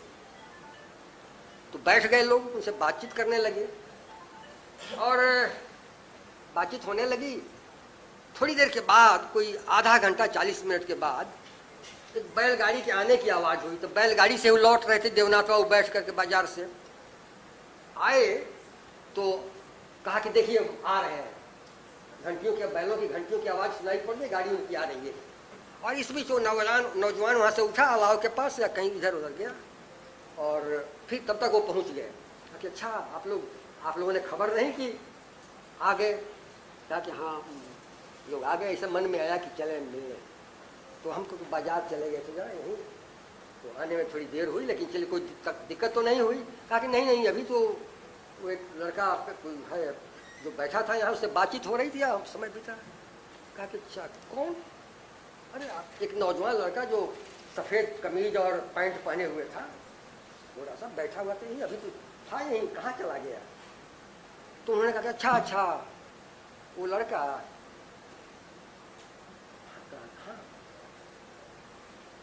कहाँ गया? कहा कि अब वो नहीं आएगा। लेकिन क्यों? अभी तो बात कर रहा था। कहा कि नहीं नहीं ये भूत था, उसकी आत्मा थी, भटकती रहती है। अब तो इन लोगों का समझिए कि जाड़े में ही पसीना आने लगा। कहा क्या करें? कहा क्या क्या बात है? तो छोड़िए, कोई नुकसान नहीं करता है किसी का, कोई डरिए मत, कोई नुकसान नहीं करता है। क्यों? कहा कि मत पूछिए, एक लड़का था, वो डॉक्टर था, यहीं इसी गांव में रहता था, और यहाँ के जो तहसीलदार हैं उनकी बेटी से उसका प्रेम चल रहा था। अलग जाति का था, विवाह तो नहीं हो सका, और इसी में उसने आत्महत्या कर दी। वही कभी कभी प्रकट हो रहा है। बहुत शरीफ लड़का, बहुत अच्छा, कोई नुकसान किसी का नहीं करता है। अच्छा, वो उन दिनों भी देवनाथ बाबू जो थे ये बहरे थे, जेल भी सुनाई नहीं पड़ता था उनको, तो इनको कह दिया था लिख कर इन लोगों ने कि हम लोग जो कुछ कहे और गवाही के लिए पूछेंगे, पूछ रहे देवनाथ बाबू से, आप सिर हिलाते रहिएगा। तो कथा के बीच बीच में रेणु जी कहते थे कि ठीक है ना, तो सिर तो सुनते थे नहीं, उनको सिखाया गया था।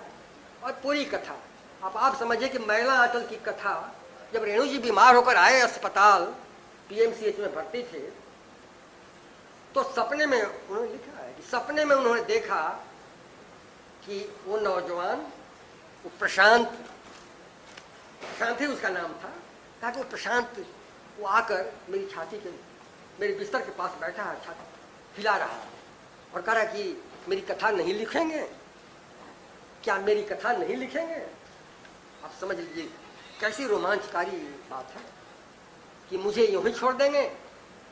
तो जो कथा एक भूत कथा के रूप में जेल के भीतर मस्तिष्क में पैदा हुई, वो कथा पीएमसीएच के उस वार्ड में, जनरल वार्ड मेडिसिन का, उसमें लेखक बनने की ये प्रक्रिया है। यानी जो अनुभव था, वो अनुभव किस तरह कुरेद रहा है एक लेखक को कि अपनी कथा लिखवाने के लिए वो छटपटा रहा है।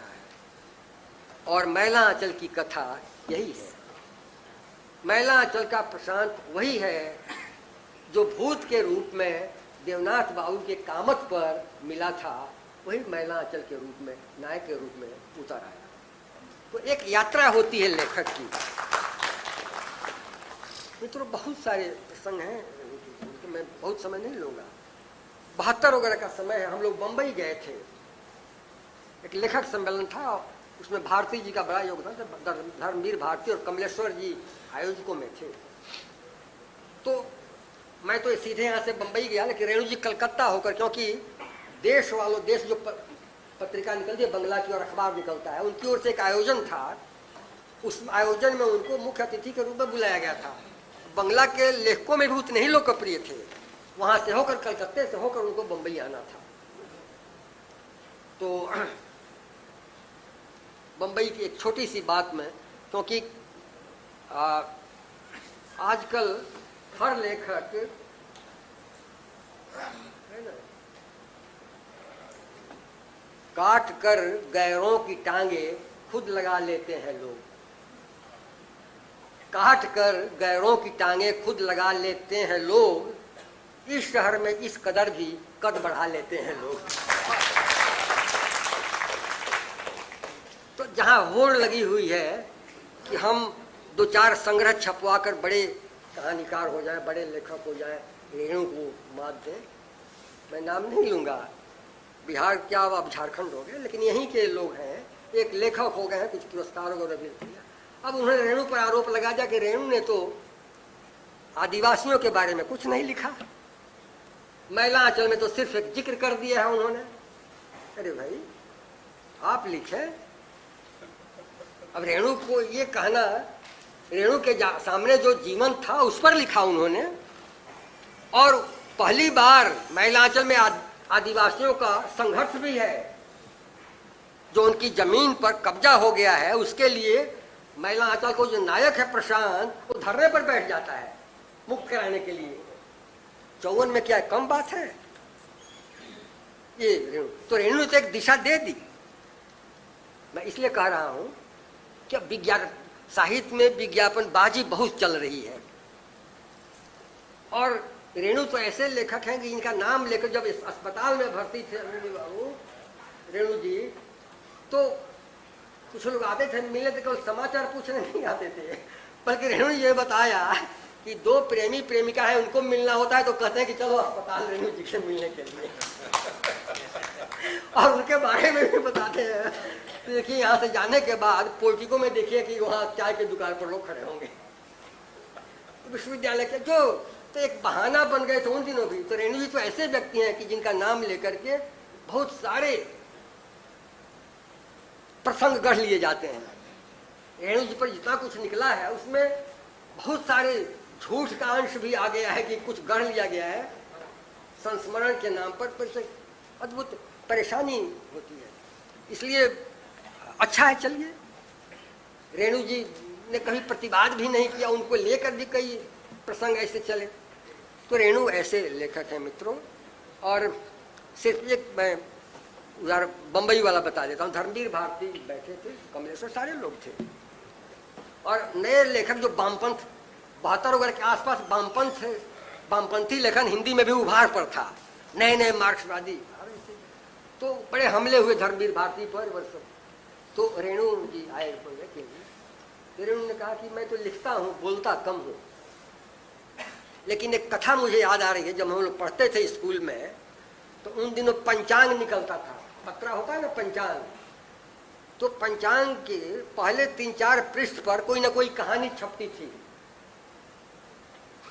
तो एक कहानी छपी थी उस पंचांग में कि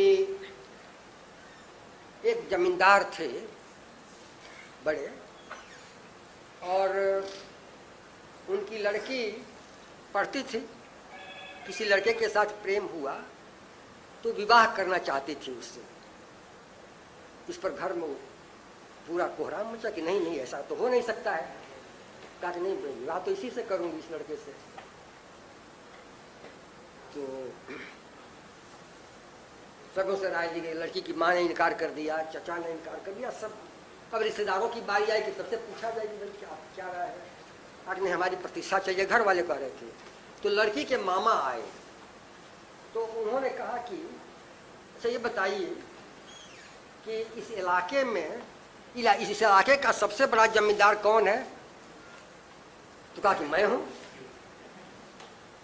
कहा कि ठीक है, इस इलाके में सबसे पहला ट्रैक्टर किस किसान ने खरीदा? तो कहा कि मैंने खरीदा। अच्छा, पहली मोटर गाड़ी किसके घर आई खरीद कर? कहा कि मेरे घर आई। तो कहा कि अगर क्यों नहीं आपकी लड़की पहली बार किसी दूसरी जाति में शादी करे? जो सब पहला काम आपने ही किया है, पहली मोटर गाड़ी खरीदी गई, पहला ट्रैक्टर खरीद कर आया खेती करने के लिए, पहला पक्का मकान बना आप ही का, तो पहली बार ये काम भी आप ही के यहाँ क्यों ना हो? मामा ने कहा। खैर जब मामा ने कहा तो धीरे धीरे परिवार में सहमति बन गई। तो हुआ कि चलिए साहब, फिर कहानी आगे बढ़ रही है। चारों तरफ निमंत्रण पत्र छप गया, चला गया। इसके बाद बारात, जिस दिन शादी थी बारात गई, कहानी बढ़ रही है। तो बारात में फिर आया कि अब हो सकता है कि बारात लगती है दरवाजे पर तो कुछ झगड़ा हो जाता है, खाने पीने के लिए, नाश्ते के लिए, तो कुछ झगड़ा होने वाला है इसमें, कहीं ना कहीं कुछ तो होगा ही खटपट। कुछ नहीं हुआ। फिर इसके बाद विवाह से पहले कन्या निरीक्षण होता है, आंगन में जाते हैं लोग, जेवर वगैरह रखे जाते हैं इस तरह से। यहाँ भी कुछ नहीं हुआ, कहीं कोई रोक टोक नहीं, कुछ सब चल रहा है बढ़िया से। बस इसके बाद कन्या बुलाई गई, बैठाई गई। कुछ नहीं, सब कुछ चल रहा है, मंगल गान हो रहा है, औरतें गीत गा रही हैं, सब मंगल गीत। इस बीच एक आदमी, वो लड़के के मामा आए दौड़ करके, कहा कि रुकिए, अभी कहा कि देर हो रही, लड़की क्यों नहीं आ रही है? तो एक आदमी आकर कहता है कि उसकी कुछ तबीयत खराब हो गई है। भाई कोई संकट आ गया फिर। अब बिल्कुल सिंधुदान का समय है, सारा पंडित जी मंत्रोच्चार कर रहे हैं, सब कुछ हो रहा है। आकर लड़की की माँ ने कहा कुछ तबीयत, तो अचानक महिलाओं का गीत बंद हो गया, सब कुछ, मंडप में वहां बैठे थे लोग सब स्तब्ध रह गए, क्या हो गया? उसके बाद 5-7 मिनट के बाद मामा आए, भीतर गए, मैं देखता हूँ, बैठे तो गए भीतर, लौट कर आए 2-4 मिनट, कहा कि नहीं सब ठीक हो गया, चलिए आगे कीजिए, विधि विधान शुरू हो। तो फिर गीत मंगल होने लगा सब कुछ। एक में कहानी का अंतिम जो पैराग्राफ था उसी में था कि प्रिय पाठकों, हाँ, मामा ने कहा कि मैंने वो थोड़ी तबीयत खराब हुई थी, गर्मी होने का समय में, और कुछ बदहजमी भी थी, तो एक छोटी सी दवा हमने दे दी, अब ठीक है, वो सब गर्मी नहीं है, ठीक ठाक है। तो अंतिम जो पैराग्राफ था उसमें था कि प्रिय पाठकों, आप जानते हैं कि इस विकट परिस्थिति में लड़की के मामा ने जो उसे दवा दी और अचानक उसकी तबीयत ठीक हो गई, वो क्या थी? वो डाबर का अर्क पुदीना था। तो ये विज्ञापन था 3 पेज का, कहानी नहीं थी।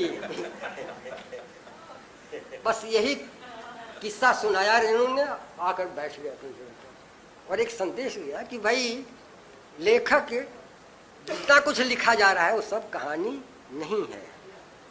मुझे याद आ रहा है अमेरिका के एक बड़े कथाकार जिनको नोबेल प्राइज मिला, नॉर्मन मेलर,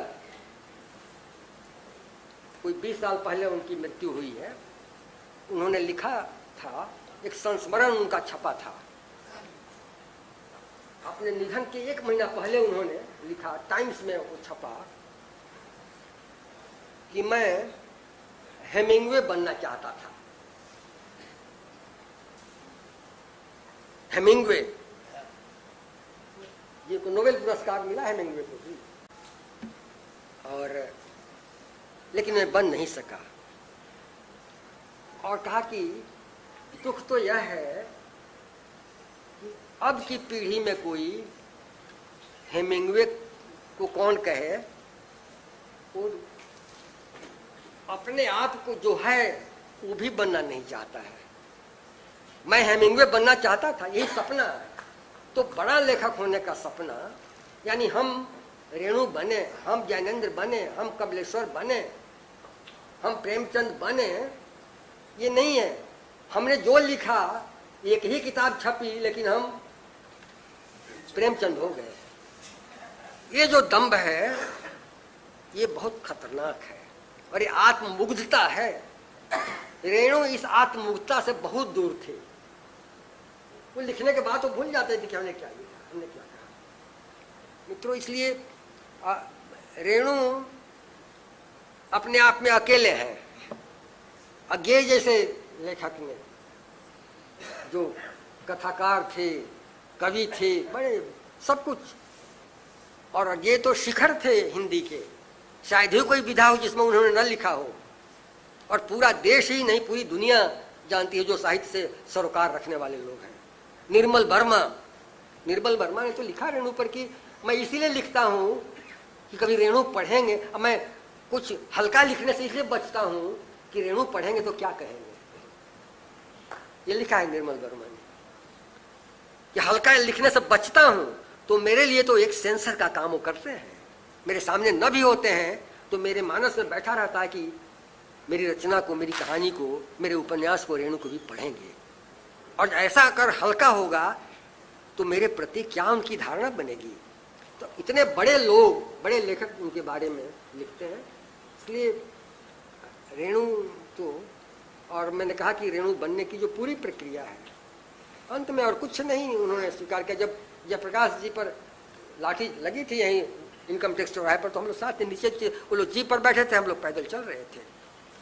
उनका कुर्ता, सिल्क का कुर्ता जो जेपी के का खून गिरा तो छींटे आ गए थे इन पर भी, रेणु पर गए। और दूसरे ही दिन उन्होंने जो पद्मश्री इनको मिली थी, तो टंगी हुई थी वो पद्मश्री, वो बराहगिरी वेंकट के राष्ट्रपति थे उन दिनों, उन्होंने दिया था, उन्होंने उतारा, उनको कहा कि इसको आप वापिस कराइए। तो उसको समेट कर बजाप्ता एक डब्बा बना करके, और मैं जीपीओ आया लौटाने के लिए, रजिस्ट्री कर दी और उसकी रसीद जाकर उनको दी। उनको वृत्ति मिलती थी, पेंशन मिलती थी राष्ट्रभाषा परिषद से, उसको उन्होंने त्याग दिया। तो ऐसा नहीं कि बहुत संपन्नता में, अभाव में भी एक स्वतंत्र रहने का स्वभाव बन गया था उनका। नीता यहाँ बैठी हैं, नवनीता, उनकी बहुत प्रिय बेटी, इनके विवाह का प्रश्न आया था, उन्हीं दोनों इमरजेंसी का शुरू हो रहा था सारा कुछ।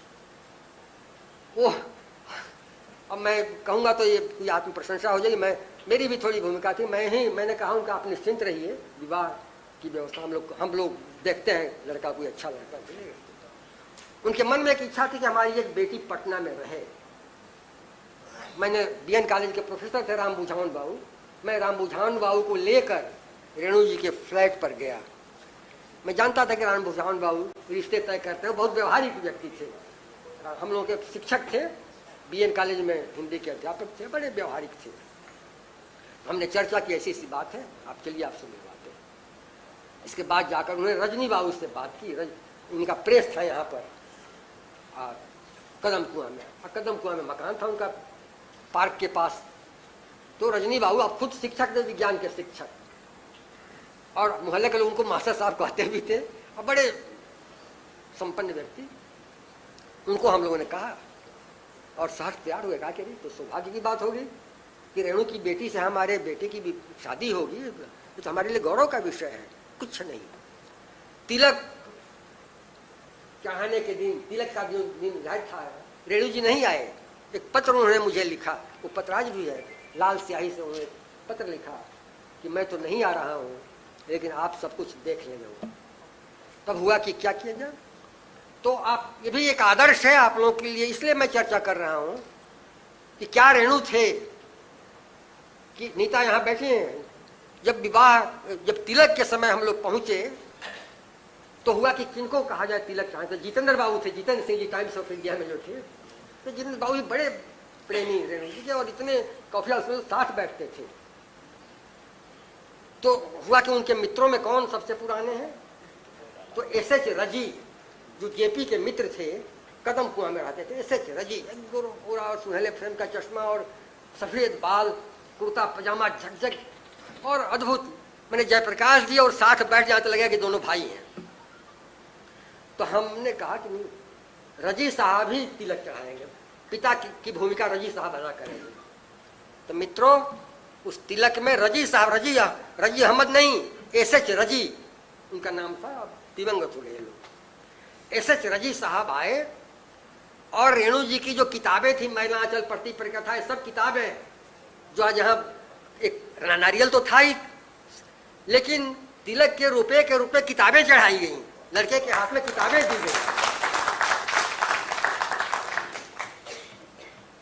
तो पिता की भूमिका सारा श्लोक पंडित जी पढ़ रहे हैं और रजी साहब अक्षत छिड़क रहे हैं लड़के के मंगल कामना करते हुए। ये रेणु, ये फणीश्वर नाथ रेणु। तो आज जो विभेद, संप्रदाय, धर्म, अमुक, ये सबसे ऊपर ये लोग थे।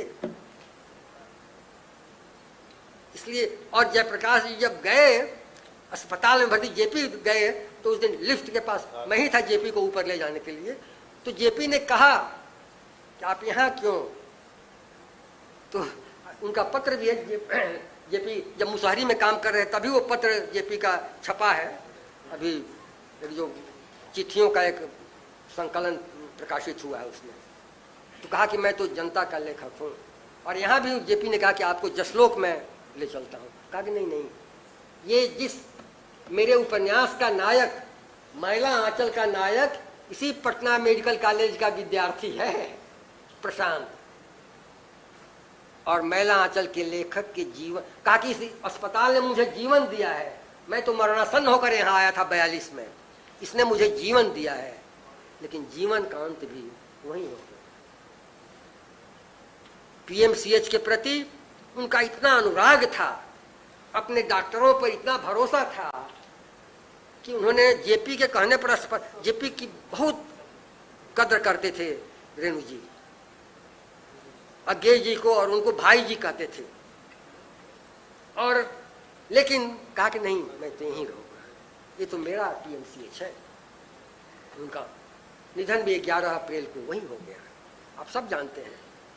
मैंने इधर अखबारों में पढ़ा अंजनी बाबू कि पाब्लो नेरूदा का निधन जो जेल में हुआ था, बीमा मैंने अस्पताल ले जाया गया, तो पाब्लो नेरूदा को उस समय चिली में मिलिट्री शासन आ गया था, तो मिलिट्री शासन के दरमियान अब रिपोर्ट जो आ रही है, अभी टाइम्स ऑफ इंडिया में 2 साल पहले भी आया था कुछ, अब फाइनल रिपोर्ट जो आई है उसमें भी आ रहा है कि पाब्लो नेरूदा जैसे कवि को, जिसको नोबेल पुरस्कार मिला, उसको जहर दे दिया गया था उस शासन काल में, यानी जो मिलिट्री का शासन था उसमें। तो रेणु जी का तो एक पेप्टिक अल्सर का ऑपरेशन हुआ था, छोटा सा ऑपरेशन था, और हम लोग उस रिकॉर्ड को आज तक नहीं देख पाए, क्योंकि हमको लगता है कि जो एनेस्थेसिया दे दिया गया उनको और ऑपरेशन करने में घंटों विलंब हो गया, तो उसका असर कि कभी ऑपरेशन के बाद उनको होश आया ही नहीं, 19 दिन तक वो बेहोशी की हालत में रहे।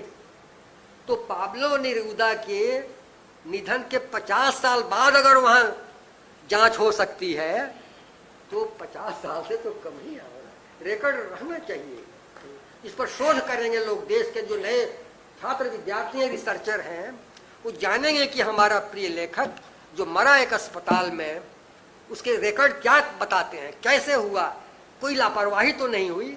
अगर मौत अपने आप आ गई तो अलग बात है, मैं नहीं है, मौत तो आती ही है कभी न कभी, लेकिन इस तफसीस इसकी होनी चाहिए कि आखिर क्या हो गया। अभी जब 1 सप्ताह पहले हमने टाइम्स ऑफ इंडिया में पढ़ा कि अंतिम रिपोर्ट वहां अब पहुंची आ गई है और सरकार उस पर कार्रवाई कर रही है, देख रही है कि अब क्या कार्रवाई की जाए इस पर। तो इसलिए मित्रों मैंने आपका बहुत समय लिया, और रेणु पर जो कहा जाएगा वो तो हम लोग तो रिक्शा पर जब बैठते थे तो फ्लैट से उतरने के बाद सीढ़ियों पर 3-4 कुत्ते उनको घेर लेते थे, वो लावारिस कुत्ते थे रोड पर रहने वाले, लेकिन घेर लेते थे और इसके बाद 2 बिस्किट वो खरीदते थे डब्बा, और फिर नीचे देने के बाद तभी वो रिक्शा पर बैठे, वो रिक्शा तक जाते थे कुत्ते। वो पाले हुए कुत्ते नहीं थे, बिल्कुल फुटपाथ पर रहने वाले कुत्ते थे। और रेणु फिर उस रिक्शा को हम लोग 8 बजे कॉफी हाउस बंद होता था, घर लौटते थे 8:30 बजे 9 बजे, जो रिक्शा ले आता था वो रहता था लगा करके वहाँ सामने पेट्रोल पंप हुआ करता था कॉफी हाउस के सामने, जहाँ सेंट्रल बैंक था अभी, अब तो वो भी बंद हो गया। तो ये क्रम है, जीवन के बहुत सारे पक्ष हैं, लेकिन मैं जब भी पढ़ता हूँ रेणु को या उनके लोगों से मिलता हूँ तो लगता है कि बहुत कुछ छूट गया। उनके पास तो एक बड़ी दुनिया जो थी वो चली गई, जो कुछ साहित्य में आया वो तो कम है। अनुभव का इतना बड़ा पिटारा उनके साथ था कि अगर वो लिखते तो कई खंडों में वो कथा चलती, और इस तरह से उनका दुखद अंत हो गया। मैं आप सबके प्रति बहुत आभारी हूँ, विशेष रूप से अशोक जी के प्रति, और अंजनी बाबू का उन्होंने नाम लिया था कि आपके सौजन्य से ये स्थान उपलब्ध हुआ। अब आपके प्रति भी बहुत आभारी हैं आदरणीय अंजनी बाबू कि आप तो इन चीज़ों को बढ़ाने वाले हैं कि एक वातावरण कैसे बने, और आप जितने प्रबुद्ध लोग जो यहाँ आए इन सबके प्रति बहुत बहुत आभार, नमस्कार।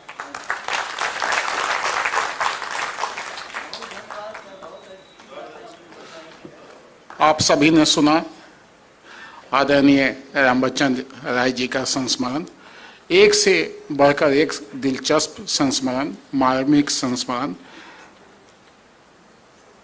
राम बच्चन राय जी के तरफ से हम लोग को सुनने का मौका मिला। और मुझे लगता है कि ऐसे संस्मरण पहली बार पटना के जो साहित्य प्रेमी हैं, पटना के जो नागरिक हैं, रेणु जी से जुड़ा हुआ इतना बड़ा संस्मरण सुना। राम बच्चन राय जी के संस्मरण के क्रम में एक नाम आया जगदीश चंद्र माथुर जी का। जगदीश चंद्र माथुर जी ने ICS अफसर थे। आज़ादी के समय वो बिहार में ICS अफसर थे। कई जगह DM के रूप में है, गया समेत कई जिलों में उनकी पोस्टिंग हुई थी। और रेणु जी को उन्होंने, जैसा राम बच्चन राय जी ने बताया कि रेणु जी को उन्होंने नौकरी दिलवाई। यही नहीं, जगदीश चंद्र माथुर ने कई ऐसी संस्थाओं को, सांस्कृतिक संस्थाओं को, कला से जुड़ी संस्थाओं को जन्म दिया। वैशाली महोत्सव की शुरुआत उनके समय में हुई। अनगिनत सांस्कृतिक कार्यक्रम, सांस्कृतिक संस्थाओं को जन्म देने का श्रेय जगदीश चंद्र माथुर जी को जाता है। बिहार में एक सांस्कृतिक स्थापना का श्रेय जाता है। और हाल के वर्षों में 10-15 साल पहले का स्थिति देखिए और आज की स्थिति देखिए, जो बिहार में जो साहित्यिक, सांस्कृतिक, कलात्मक जो संस्थाओं का पुनर्निर्माण हुआ है, उसका श्रेय बिहार म्यूजियम के डायरेक्टर जनरल अंजनी बाबू को जाता है। चाहे किलकारी की स्थापना हो, बिहार दिवस की स्थापना हो, बिहार म्यूजियम की स्थापना हो, और भी अनगिनत जो काम हुए हैं हाल के वर्षों में कला के क्षेत्र में, साहित्य के क्षेत्र में, संस्कृति के क्षेत्र में, वह बिहार म्यूजियम के डायरेक्टर जनरल अंजनी बाबू जी की देन है। और यही नहीं, बिहार म्यूजियम में मुझे तो अभी 2-2.5 महीने हुए हैं यहाँ ज्वाइन किए हुए, लेकिन यहाँ आपको जानकर खुशी होगी कि यहाँ जो फाइल में नोटिंग की भाषा है, इनके आदेश से सभी नोटिंग हिंदी में होती है। बिहार म्यूजियम के जो पदाधिकारी कर्मी अपने नोटिंग लिखते हैं, अधिकांश हिंदी में ही लिखी जाती है। तो हिंदी के प्रति इनका जो लगाव है, आज जो आयोजन हुआ है वह इनके निर्देश पर ही रेणु जी के जयंती के ऊपर अवसर पर यह आयोजन हुआ है। अब हम डायरेक्टर जनरल अंजनी बाबू जी से अनुरोध करेंगे कि आवें और हम सभी को संबोधित करें।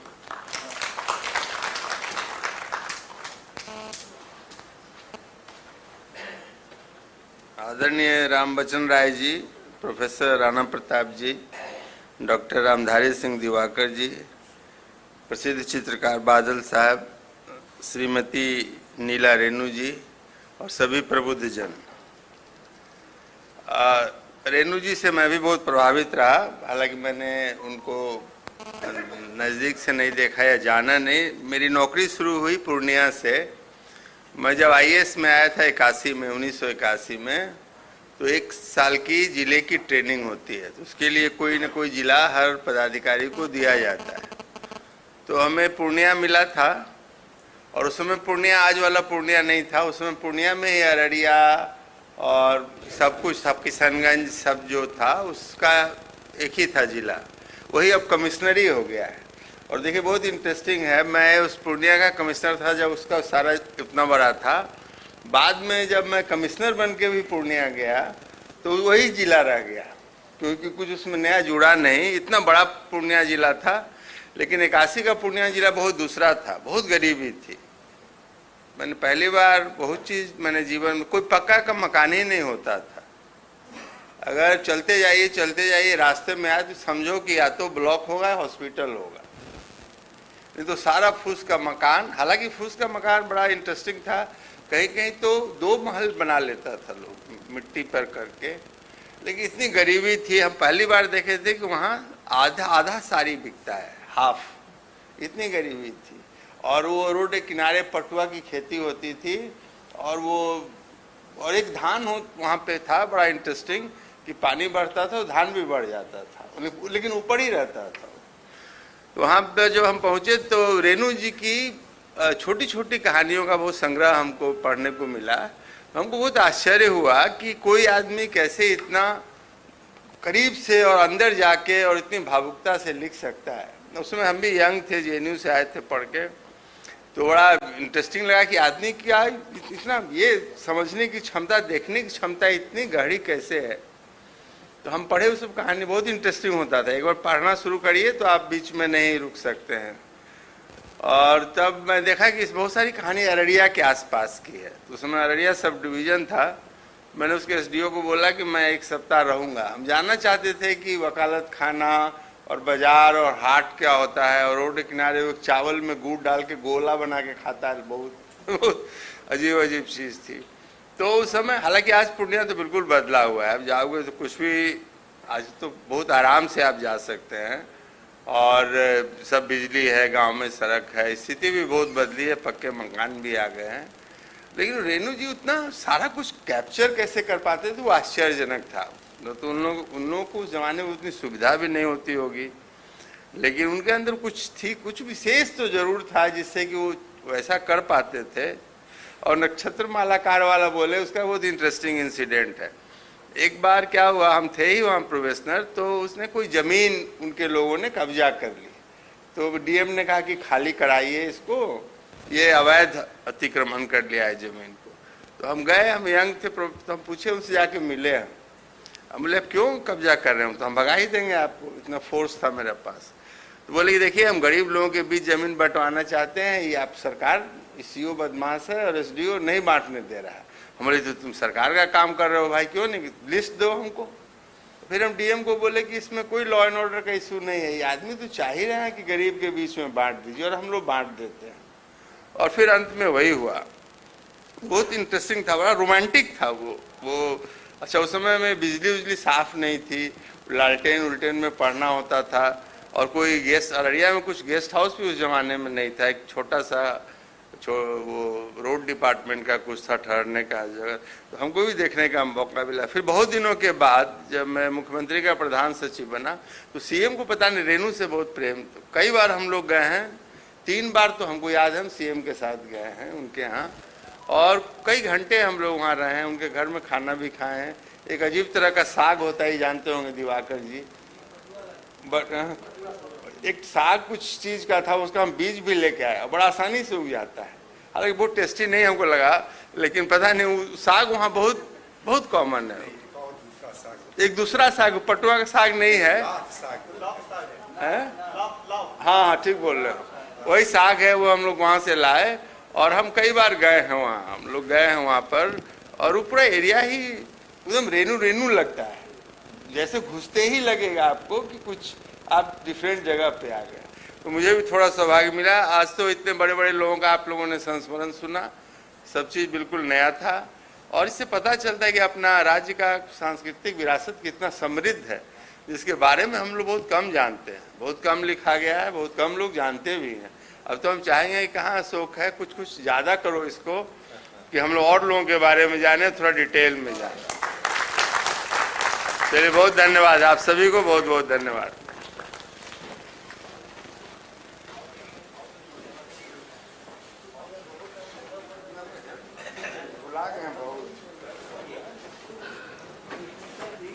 बहुत आभार सर, बहुत शुक्रिया हमारे सम्मानित अतिथियों के वक्तव्य का। न सिर्फ उनकी रचना प्रक्रिया और एक लेखक, एक व्यक्ति के तौर पे हम उनको जान के और समृद्ध हुए हैं। कार्यक्रम का एक हिस्सा था एक फिल्म जो कि उनकी कहानी पे बनाई गई है, संवद्या, उसको दिखाए जाने का।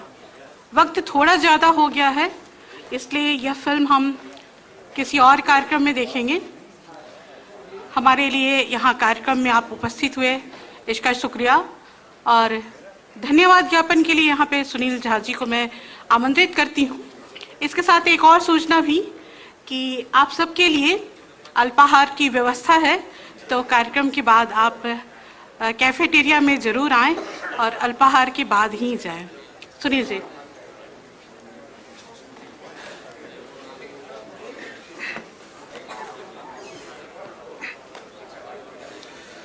प्रोफेसर माननीय रामबच्चन राय जी, प्रोफेसर राणा प्रताप सर जी, प्रोफेसर रामधारी सिंह दिवाकर जी, प्रोफेसर रत्नेश्वर मिश्रा जी, वरिष्ठ कलाकार हमारे बादल जी, जतिन दास जी, और आए हुए सभी अतिथि अभ्यागत का मैं धन्यवाद ज्ञापित करता हूं। हम भी रोमांचित हैं कि हमारे धरती पर पैदा हुए रेणु जी ने के विषय में इतनी मार्मिक चीज सब चर्चाएं हुई, सब चर्चा हुई है। हम सब का आभार व्यक्त करते हैं, सभी पत्रकार का आभार व्यक्त करते हैं। खास करके हमारे अपर निदेशक श्री अशोक कुमार सिन्हा सर ने जो आयोजन किया, इसके लिए बहुत बहुत आभार। साथ ही बिहार म्यूजियम के जितने भी कर्मचारी हैं, पत्रकार बंधु हैं, सभी को ढेर सारे आभार, धन्यवाद। सर चाय के लिए हमारे चिल्ड्रन कैफेटेरिया में व्यवस्था है, आप लोग वहीं प्रस्थान करेंगे। इन्हीं शब्दों के साथ धन्यवाद। हाँ, चाय नाश्ता जो